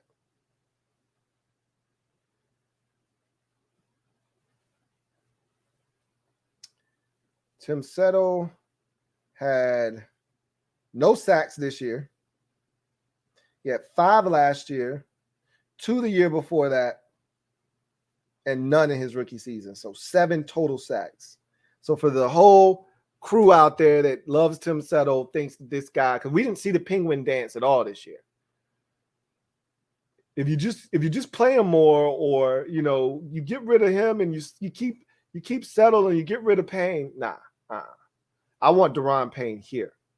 We'll see what the numbers look like, but I can tell you right now, he's never been to a Pro Bowl.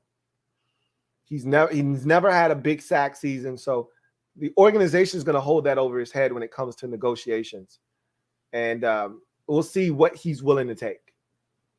Because there's what they think he's worth, and it's what Daron and his agent think he's worth. And if those two things aren't remotely close, he'll end up playing somewhere else. Tim Settle's gone. We need more depth. Expect them to do something at defensive tackle, whether it's sign someone in free agent. I actually think they may take the free agent route, defensive tackle-wise. But expect them to do something at defensive tackle. Could be a cheap guy in the draft. Could be a low-level free agent. Don't expect it to be anybody game-changing, okay? But expect them to do something at defensive tackle because Tim Settle's going to be gone. I firmly believe that. Martin Matthews, thank you for the super chat. Greatly appreciate you, my guy. Martin Matthews writes, hey, Louie, what's up, Double M? Long time no talk to my guy. Yes, it has been a while. Excuse me. Says, I don't think this is going to happen, but we need a receiver that they have to double team. Jameson, who's hurt, Johan from Penn State, or Olave. I've already said I think Chris Olave would be a perfect complement to Terry McLaurin. Although I want a big physical dude, or I want another speed threat. Olave's kind of in the middle. He's not, I don't think, a speed demon. I think when it's all said and done, he'll run like a 4.48 or a 4.49, which is plenty fast. But like Jameson Williams looks like healthy, looks like he runs a 4.37. He be flying by dudes. And just like Cam Sims, Jameson Williams is an elite special teams player as well. Not that that matters if he's an elite receiver, just like Terry. Special teams days are over, right? But it's interesting because with this injury to Jameson Williams, and he declared for the draft, how does that impact his draft stock? Can you get a first-round talent in the second round and get tremendous value on a guy? We've been down this road before with Bryce Love. It did not work. But do you roll the dice on a guy that, if healthy, would have been gone in the first round and now is sitting there in the second round because of an injury and teams expecting him not to play in the upcoming season? You get away with that? I don't know, but it's something to think about.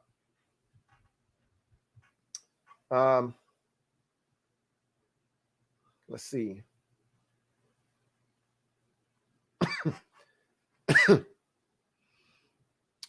Derek B, thank you for the super chat. Greatly appreciate you. Thank you for being a member of the MOBB, who writes, Ron blew it at number 2. Needed to man up, tell Dan, and pick a QB. He was not 100 on Haskins. He says 3 1s for Watson, or 3 1s for Watson if he will come.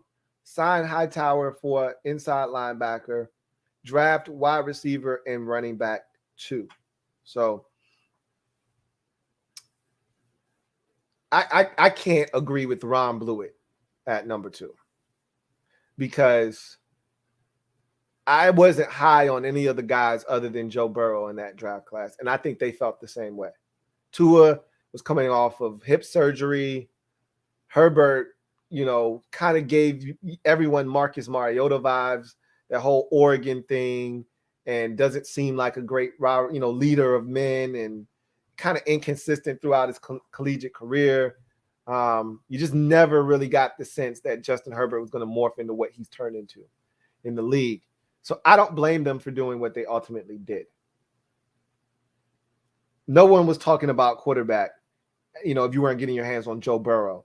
Everyone was talking about get Chase Young. Hell, there were even some people out there that were saying get Isaiah Simmons. Nobody was talking about the quarterbacks. I vehemently disagree with you in that regard. Hindsight is 2020. We all think that, oh man, they should have got themselves a quarterback. Well, clearly they should have gotten Justin Herbert in hindsight, but we know now. We didn't know that then. I agree with you on he wasn't sold on Haskins, but he was willing to give him a try. And he saw Haskins at the end of that season just like we all did. Hey, there may be something here. There may not be, but we want to find out. Ron wanted to find out too. You already spent the first round pick, so it's like you already purchased this item. You might as well get something out of it or see if you can get something out of it before you throw it in the trash. Okay? That's what they were doing. So I don't blame him for that. You do what you got to do to get Watson. 3 1s is a bit steep, but if that's what you got to do to get Watson, so be it. I'm on board.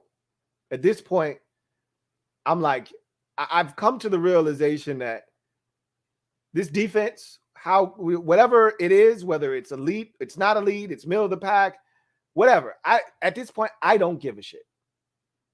We are not building this team around the defense. We need to build this team around the quarterback.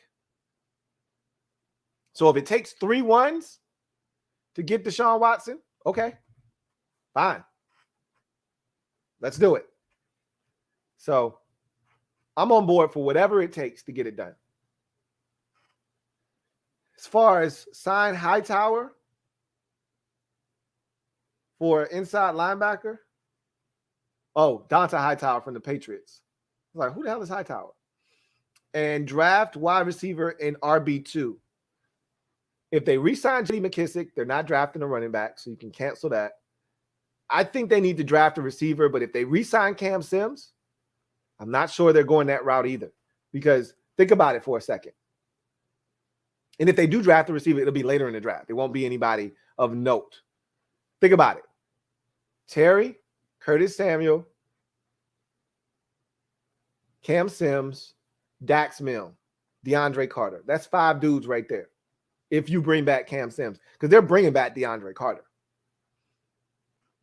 That's 5 guys right there. You draft a 6, they can keep 6 receivers. They've done it before. But I don't see them spending high draft capital on a 6th receiver. I just don't see it. So we'll see what happens.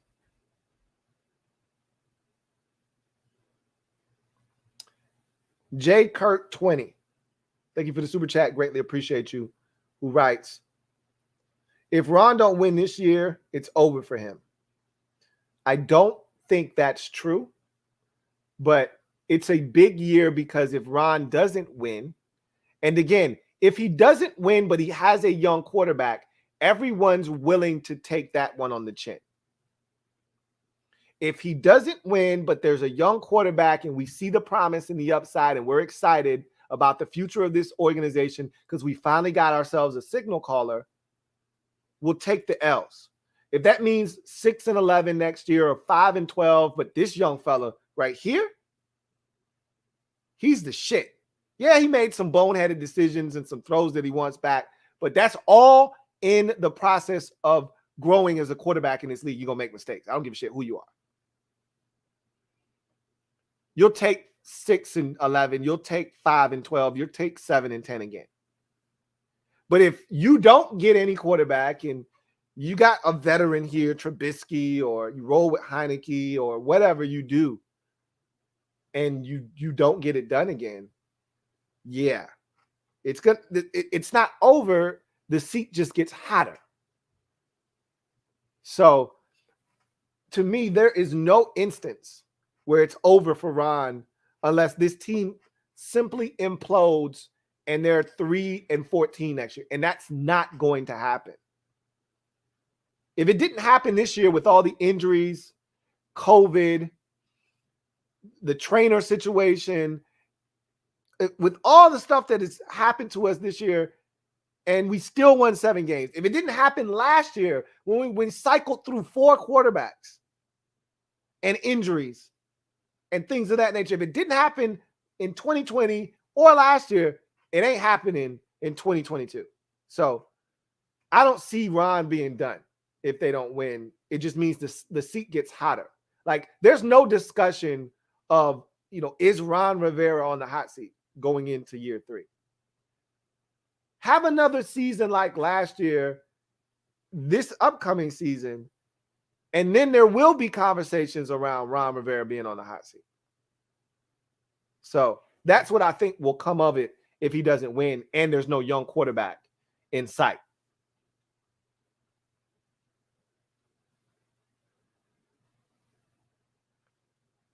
All right. Let's see where we at. Trevor Patch, thank you for the super chat. Greatly appreciate you. Double up. Thank you for doubling up. My guy Trevor writes, great. G-Hogs Day now make or break my entire year. Oh, so you're one of those people that's really, really heavily invested in this new name and this rebrand. Okay, well, Groundhog Day it is for you. Hope you like what you find. Hope you like the unis. Hope you like the name, the logo, all of it. Again, if I were you, I wouldn't put too much stock into any of this rebrand, other than what it is. It's a new name. It's a fresh start. It's a rebrand. But again, if you don't win, it don't mean a thing. And that's all it amounts to, honestly.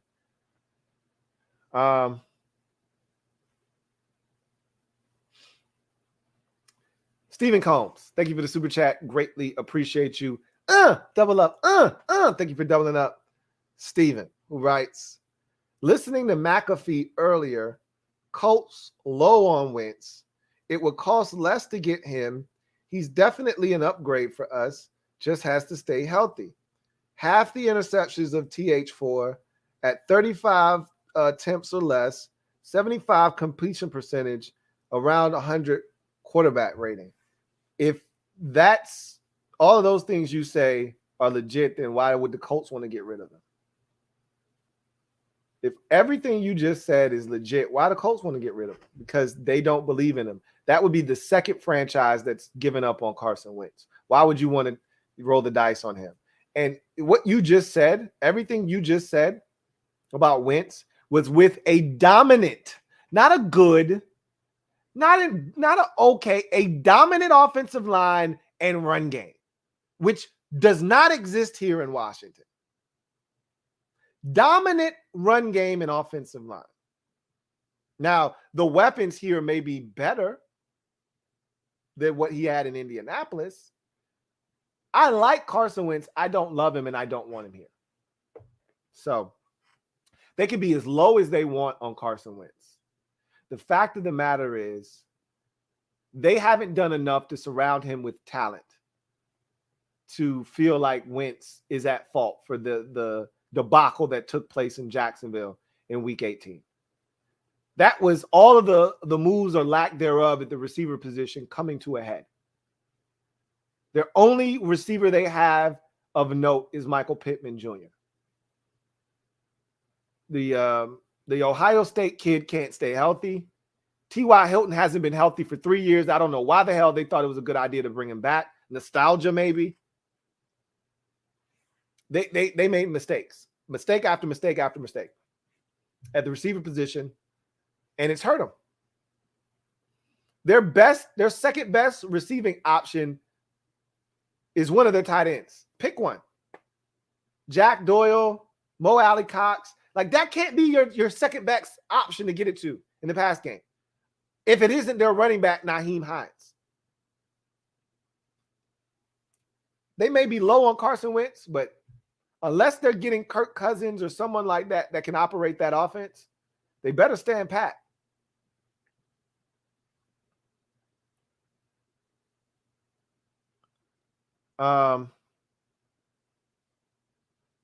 Let's see. Rick Smooth 11. Thank you for the super chat. Greatly appreciate you. Rick Smooth 11 writes, could definitely be warthogs. Military theme pays homage to the glory days. I could see it being any variation of hogs. Warhogs, warthogs, which is, like you said, military themed, or just hogs. I think it has something to do with hogs, because whatever it is, they're still going to be called hogs at the end of the day. Whether it's warhogs, warthogs, or just hogs, they're going to be called hogs, whatever. People are going to drop whatever the surname is, war or wart, and they're just going to call them hogs, which is why on Twitter it's just @hogs, and on IG it's @hogs. So we'll see. Again, I could be wrong about this. My theory could be way off base. It's just a theory. I'm just connecting dots. But we'll see.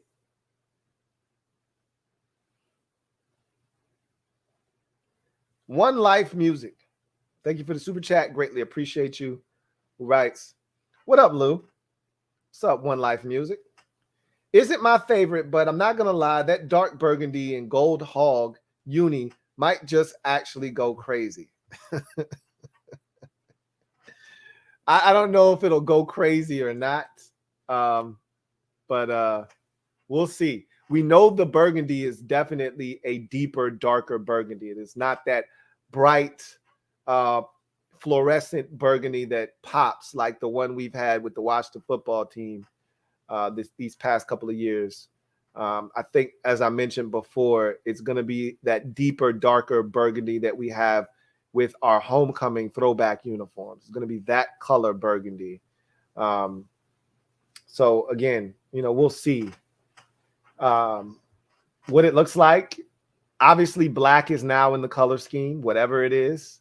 So we're going to have a black alternate, it sounds like. So again, we'll see what they roll out, what the color schemes are, what the combinations. Finally, we may be one of these teams, and we didn't ask for this, But we may be one of these teams that could put together 17 different color combinations, like Cincinnati or the Falcons can, where you can have, red pants, white tops, black pants, white tops, black tops, red pants, black tops, black bottoms, black tops, white bottoms. Like, how the Falcons can do all that shit, and the Bengals can have orange tops, orange bottoms, orange tops, black bottoms, orange tops, white bottoms. And then, you could do the same thing with the top and just reverse it and have like 17 different combinations. Maybe we'll be able to do that now. I don't know. I don't think they want to steer too far away from tradition, but we'll see what happens. See what happens.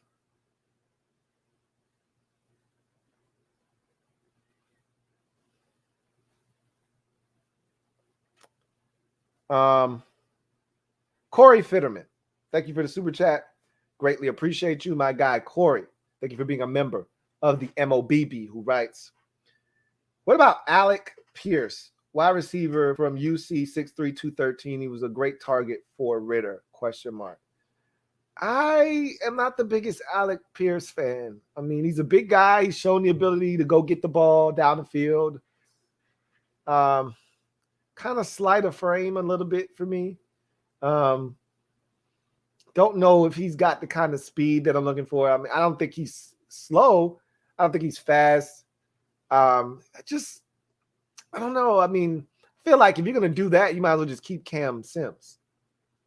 So he doesn't move the needle for me, So I'm not sure about any of those UC players, even their cornerback that's supposed to be all that. I'm not necessarily buying him. What is he, Cornbread or whatever the hell his nickname is? The corner for UC. None of their players really move the needle for me all that much.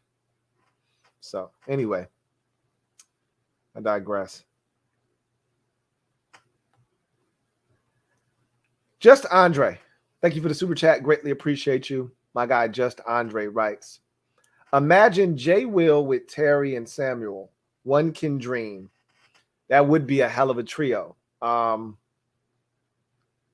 And I don't know. You may be able to get him in a second. You know how the league is. When a dude gets hurt that close to the draft, a lot of times teams aren't willing to spend a first-round pick on a player that they can't get immediate dividends from.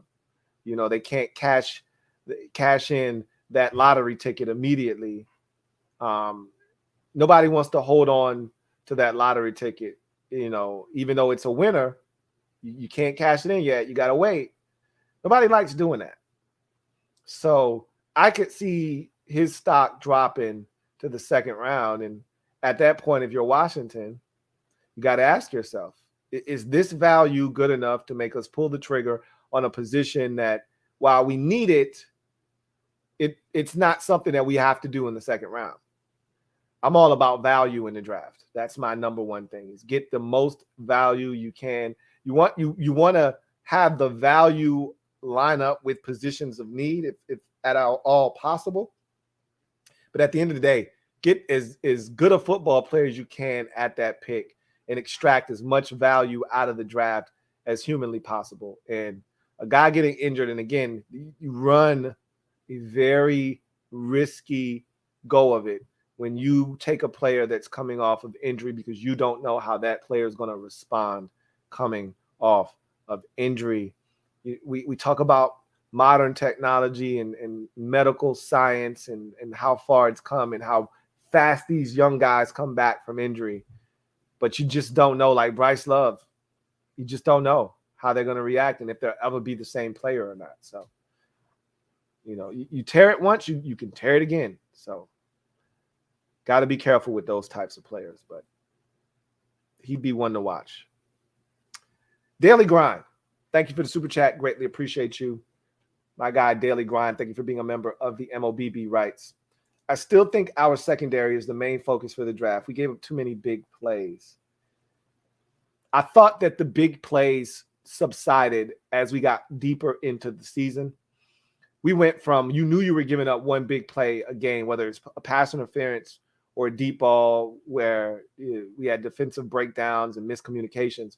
I felt like a lot of that after the bye week kind of went away. So really, it was the Green Bay game, starting with the Green Bay game, where I thought a lot of that subsided. Green Bay and Denver before the bye, and then every game thereafter the bye, I thought we did a pretty good job of keeping everything in front of us. Every now and again there was a guy deep, but I thought we did a good job of keeping everything in front of us for the most part. I don't disagree with you that the secondary needs to be upgraded. I don't necessarily think it's the main focus, but I do think it is something that needs to be upgraded. I contend that free safety is one of the biggest needs. And I do think you can add a corner. I don't know if you have to do it, early, because you still got Kendall Fuller for 2 more years. You just signed William Jackson, the third to a 3-year deal. So you got him for 2 more years. And you got Benjamin St. Juste under contract for 3 more years if he can stay healthy. So that's the nucleus of your secondary right now as constructed from a cornerback standpoint, but you could always add more depth. So I think they could add another corner and another free safety. We'll see what they decide to do.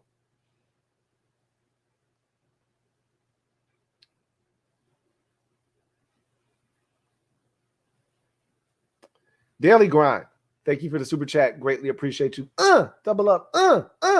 Thank you for doubling up.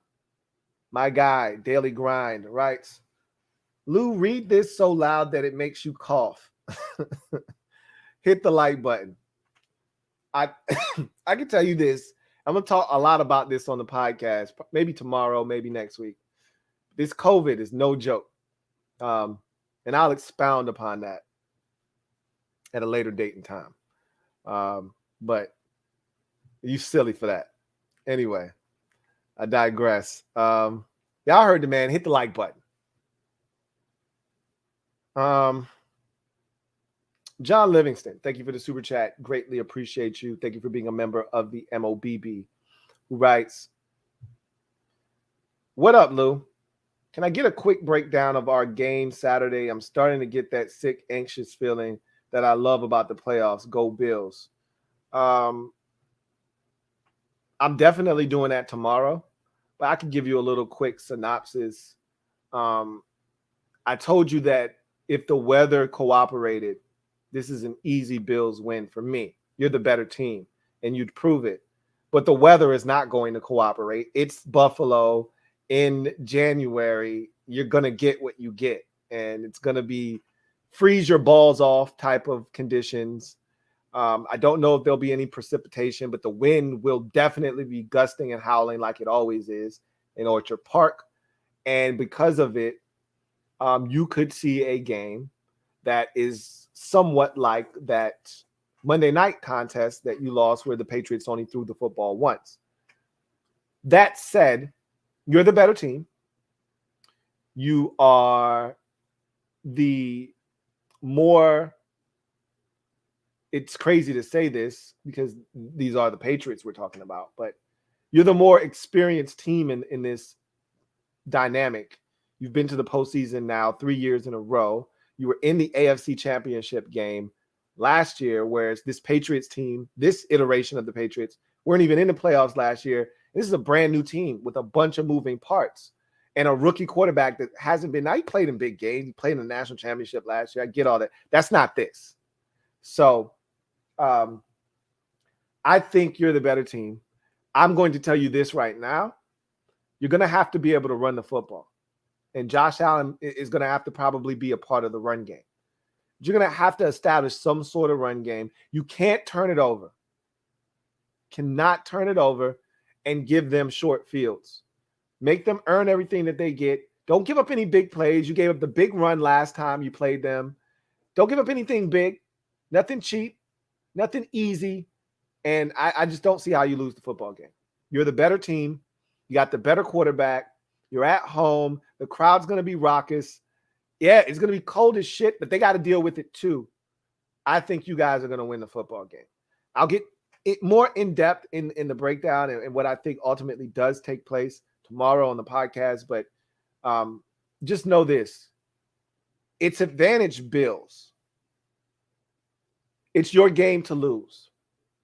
You will determine the outcome by how you take care of the football. And it's in inclement weather, it's complementary football. Even if you don't score points, get 2 first downs, flip field position, pin them, you can't kick it into the end zone. That's got to be downed at the 4, or it's got to be fair caught at the 9 or 10, and then your defense has to come on the field, get you a stop, 3 and out, and get you great field position. In inclement weather, you have to play complementary football, and I'll leave it at that.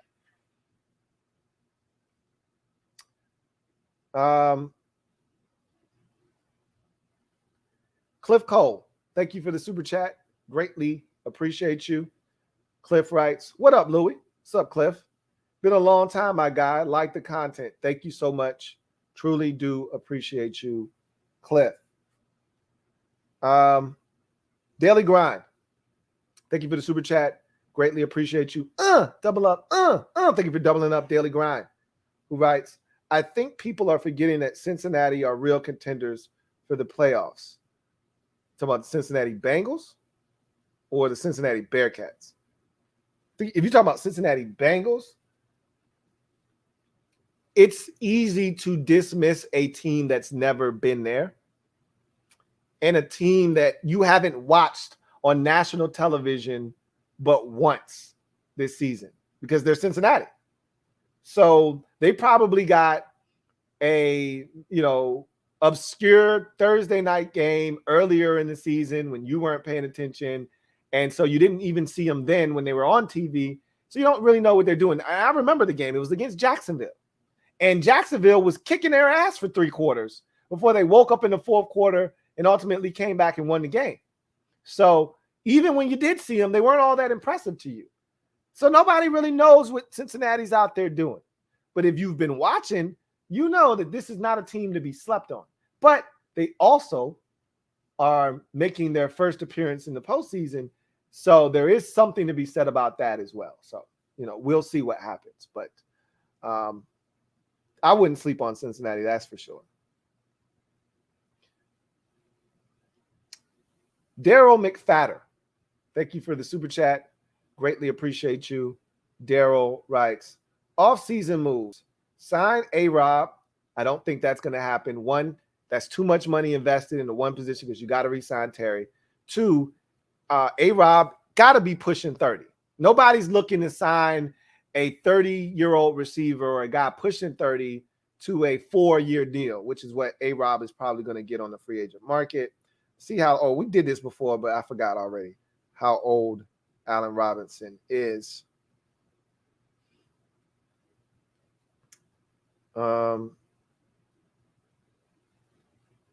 See. Let's just look it up. He's 28 years old. Let me see when his birthday is. August. So he'll be 29 years old when the season starts. Ain't nobody trying to invest, a 4-year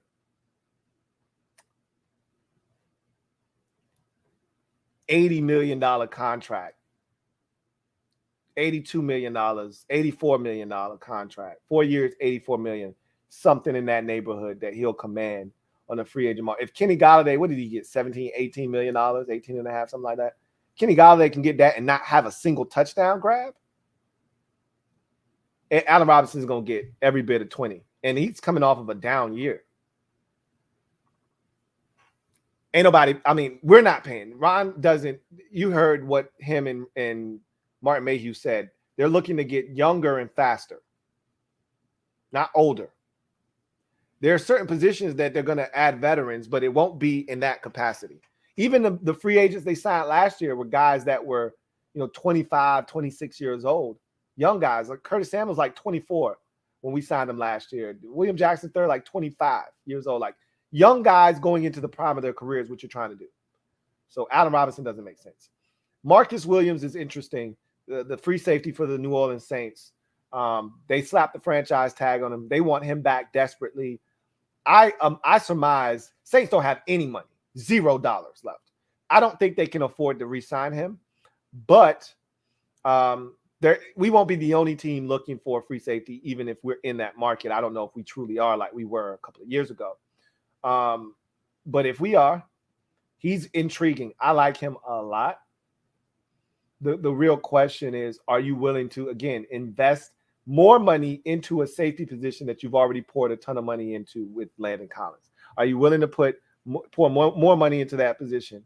I don't think they are, personally, which is why they got Bobby McCain. They're not going to re-sign Bobby McCain and sign Marcus Williams. So we'll see. If they don't re-sign Bobby McCain, then something has to be done at free safety. And I think it'll be in the draft, personally. But if they re-sign Bobby McCain, a free agent safety is out of the question, unless it's a low-level, cheap, bargain bin, back of the store, clearance rack type of safety. The guy you get in the second or third week of free agency. So the draft, he says, first round, Malik Willis. Second round, Zamir White, running back.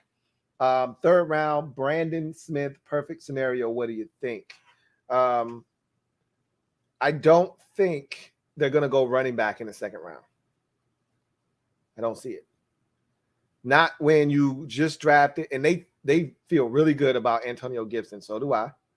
If they love J.D. McKissick as much as they say they do, he'll be back.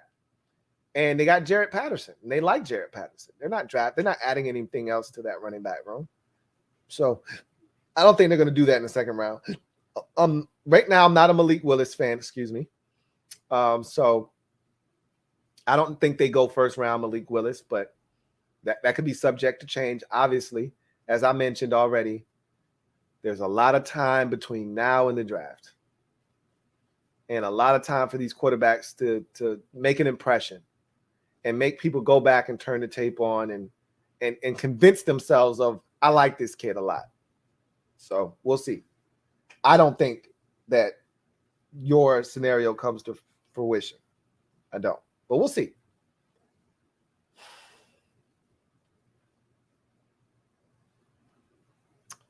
Daily Grind. Thank you for the super chat. Greatly appreciate you. Daily Grind writes, Lou, now that Brian Flores is gone from Miami, I think they move on from Tua when the new coach comes in. Every coach wants their own QB choice. While that is interesting, are the Dolphins in a position to move on from Tua? Is the question you have to ask yourself. It's the old adage, don't quit your job till you got a new job. Can't get rid of Tua if you don't already have a replacement for Tua. If the Dolphins trade for Watson, which was always something that was being bandied about, or if they draft a young guy, then you can let those rumors start to fly around. But if no such thing takes place, if Watson's already found a new home and you get to the draft, and again, this is not the year to be sniffing around quarterbacks, but if you get to the draft and nothing's done there, you have to assume that they're going to hold on. But we'll see. We'll see what happens. I feel like Tua is the younger version of Derek Carr, where it'll never be good enough. Someone will always feel like Tua needs to be traded. They need to find a better option, and we'll see. I think like Tua doesn't get enough credit for what he does in that offense, behind that offensive line. It's and then the no running back thing baffles me. Like they just made a conscious effort to just say to hell with the running back position. We just gonna roll with these dudes that we have. I think that's a big time mistake, but it is what it is. We'll see.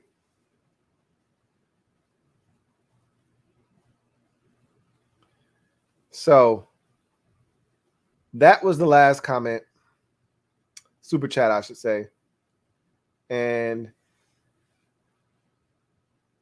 it's going to be interesting. A lot of time between now and then, and I think next week I'm going to really. Right now, I'm working on artwork and all of that stuff, just to be transparent with you. So next week is when I think I can actually start to dive into the film. So you should be expecting. I'm gonna get started a lot earlier this year than normal. So you should be expecting some breakdowns of these prospects, starting with the quarterback position, obviously, especially being that we need one this year. And I always start with the quarterbacks anyway. And then we'll work our way down, and hopefully we'll get through every position. Normally, I don't make it through all the positions. I always run out of time. I'm looking to change that. I'm trying to get through as many prospects as I can this year. So we'll see if we can get that done or not. But with that said,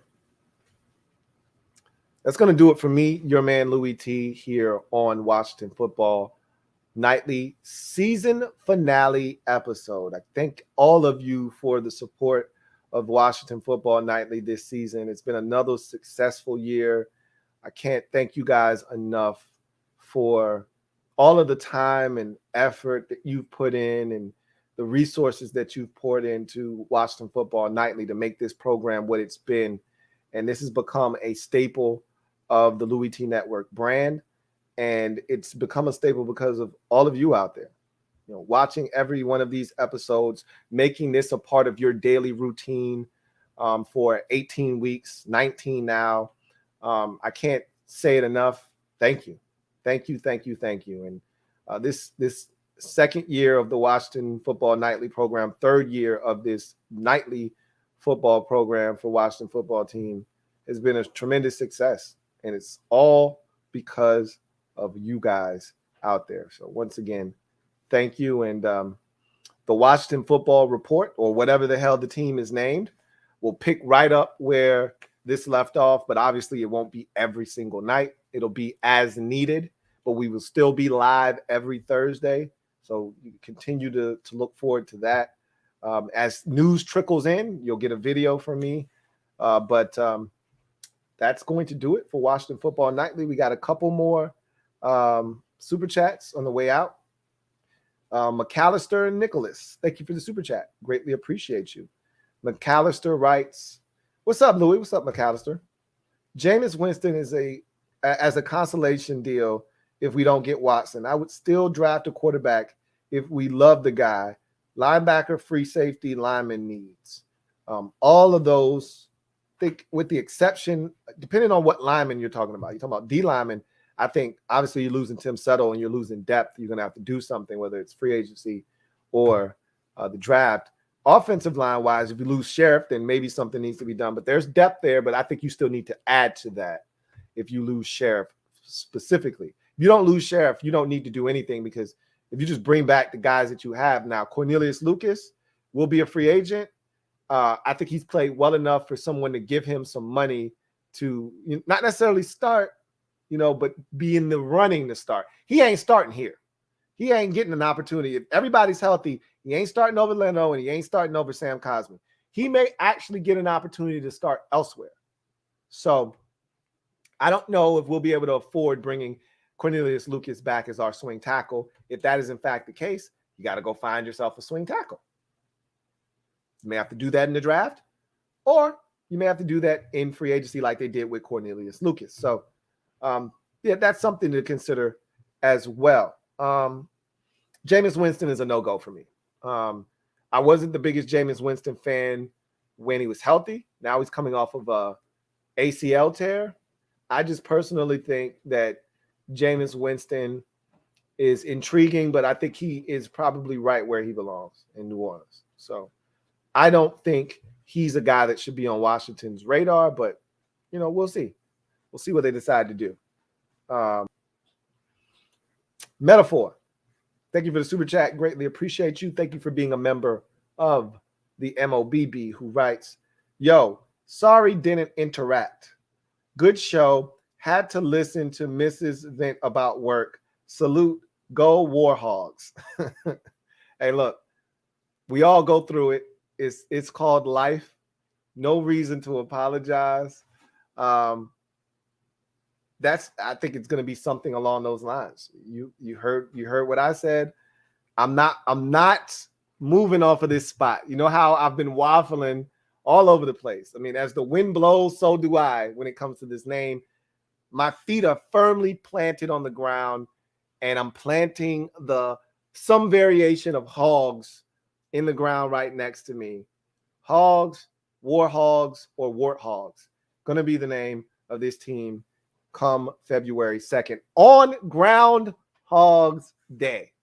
Okay, it all is tying in together. So thank you for the super chat metaphor. Greatly appreciate you. D. Riley, thank you for the super chat. Greatly appreciate you.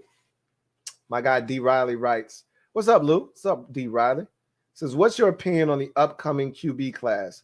Who would be the best fit for the Washington football team? So either you haven't been listening to me very long, or you just felt like asking a question you already knew the answer to. But I've stated my case on this quarterback class numerous times for at least the last 2-3 months. It's not a particularly deep or talented, overly talented draft class. I shouldn't say deep. The numbers may actually be deeper than what we're accustomed to. There just isn't any frontline starter guys. There isn't any guy, it may be one guy out of the mix. Pickett may be that guy that may be a future NFL legitimate starter. But any of these guys, again, this quarterback thing isn't an exact science. We think we know, but we have no idea. But this draft feels 2019-ish to me. We've had so many really good quarterback draft classes the last 3 to 4 years. 18 was a slam dunk with Allen and Jackson and Mayfield. 20 was outstanding with Herbert and Burrow, and even Tua to a lesser degree. Maybe Jalen Hurts is a name we need to start mentioning when we talk about the 2020 quarterbacks. We'll see. 21, still the jury's out, but I think that's a super talented class of quarterbacks. 5 win in the first round, just to let you know. And 5 win in the first round, but it didn't just go in the first round. 5 win in the top. What did the Patriots pick? 14, 15 picks? You know what I'm saying? That's not the case in this year's draft. I just don't see. I think this is more of a 19 class where you had Kyler Murray go 1. You shouldn't have had another first round quarterback, but you had Daniel Jones go 6 and then Dwayne Haskins go 15.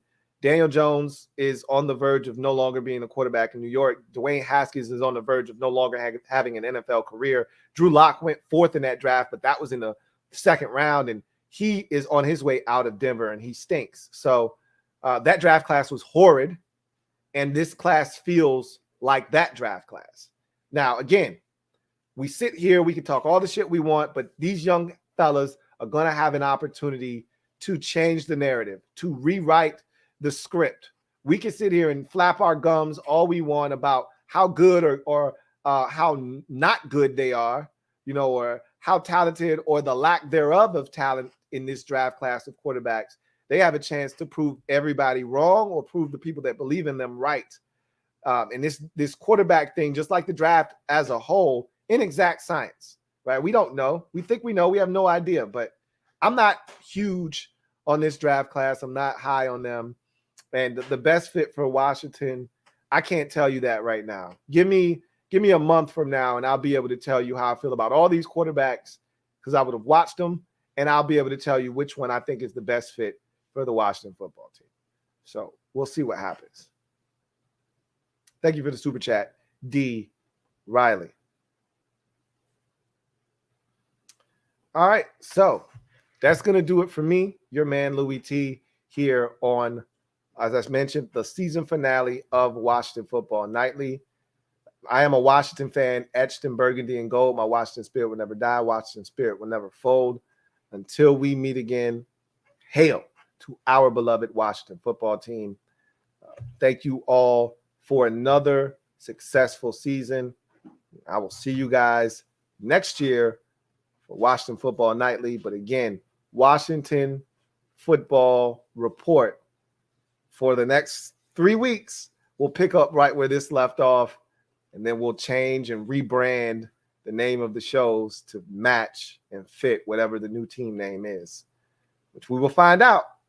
I think it's got something to do with hogs on Groundhog's Day coming up in a short 3 weeks from now. But until then, you guys have a good one. Enjoy the rest of your night, and I will see you guys next time. Peace. Here comes the diesel. Here comes the diesel. There's the snap, hand to Riggins. Good hold. He's got the first down to the 40. He's gone. The 35, the 30, the 20. He's gone. He's gone. Touchdown, Washington Redskins.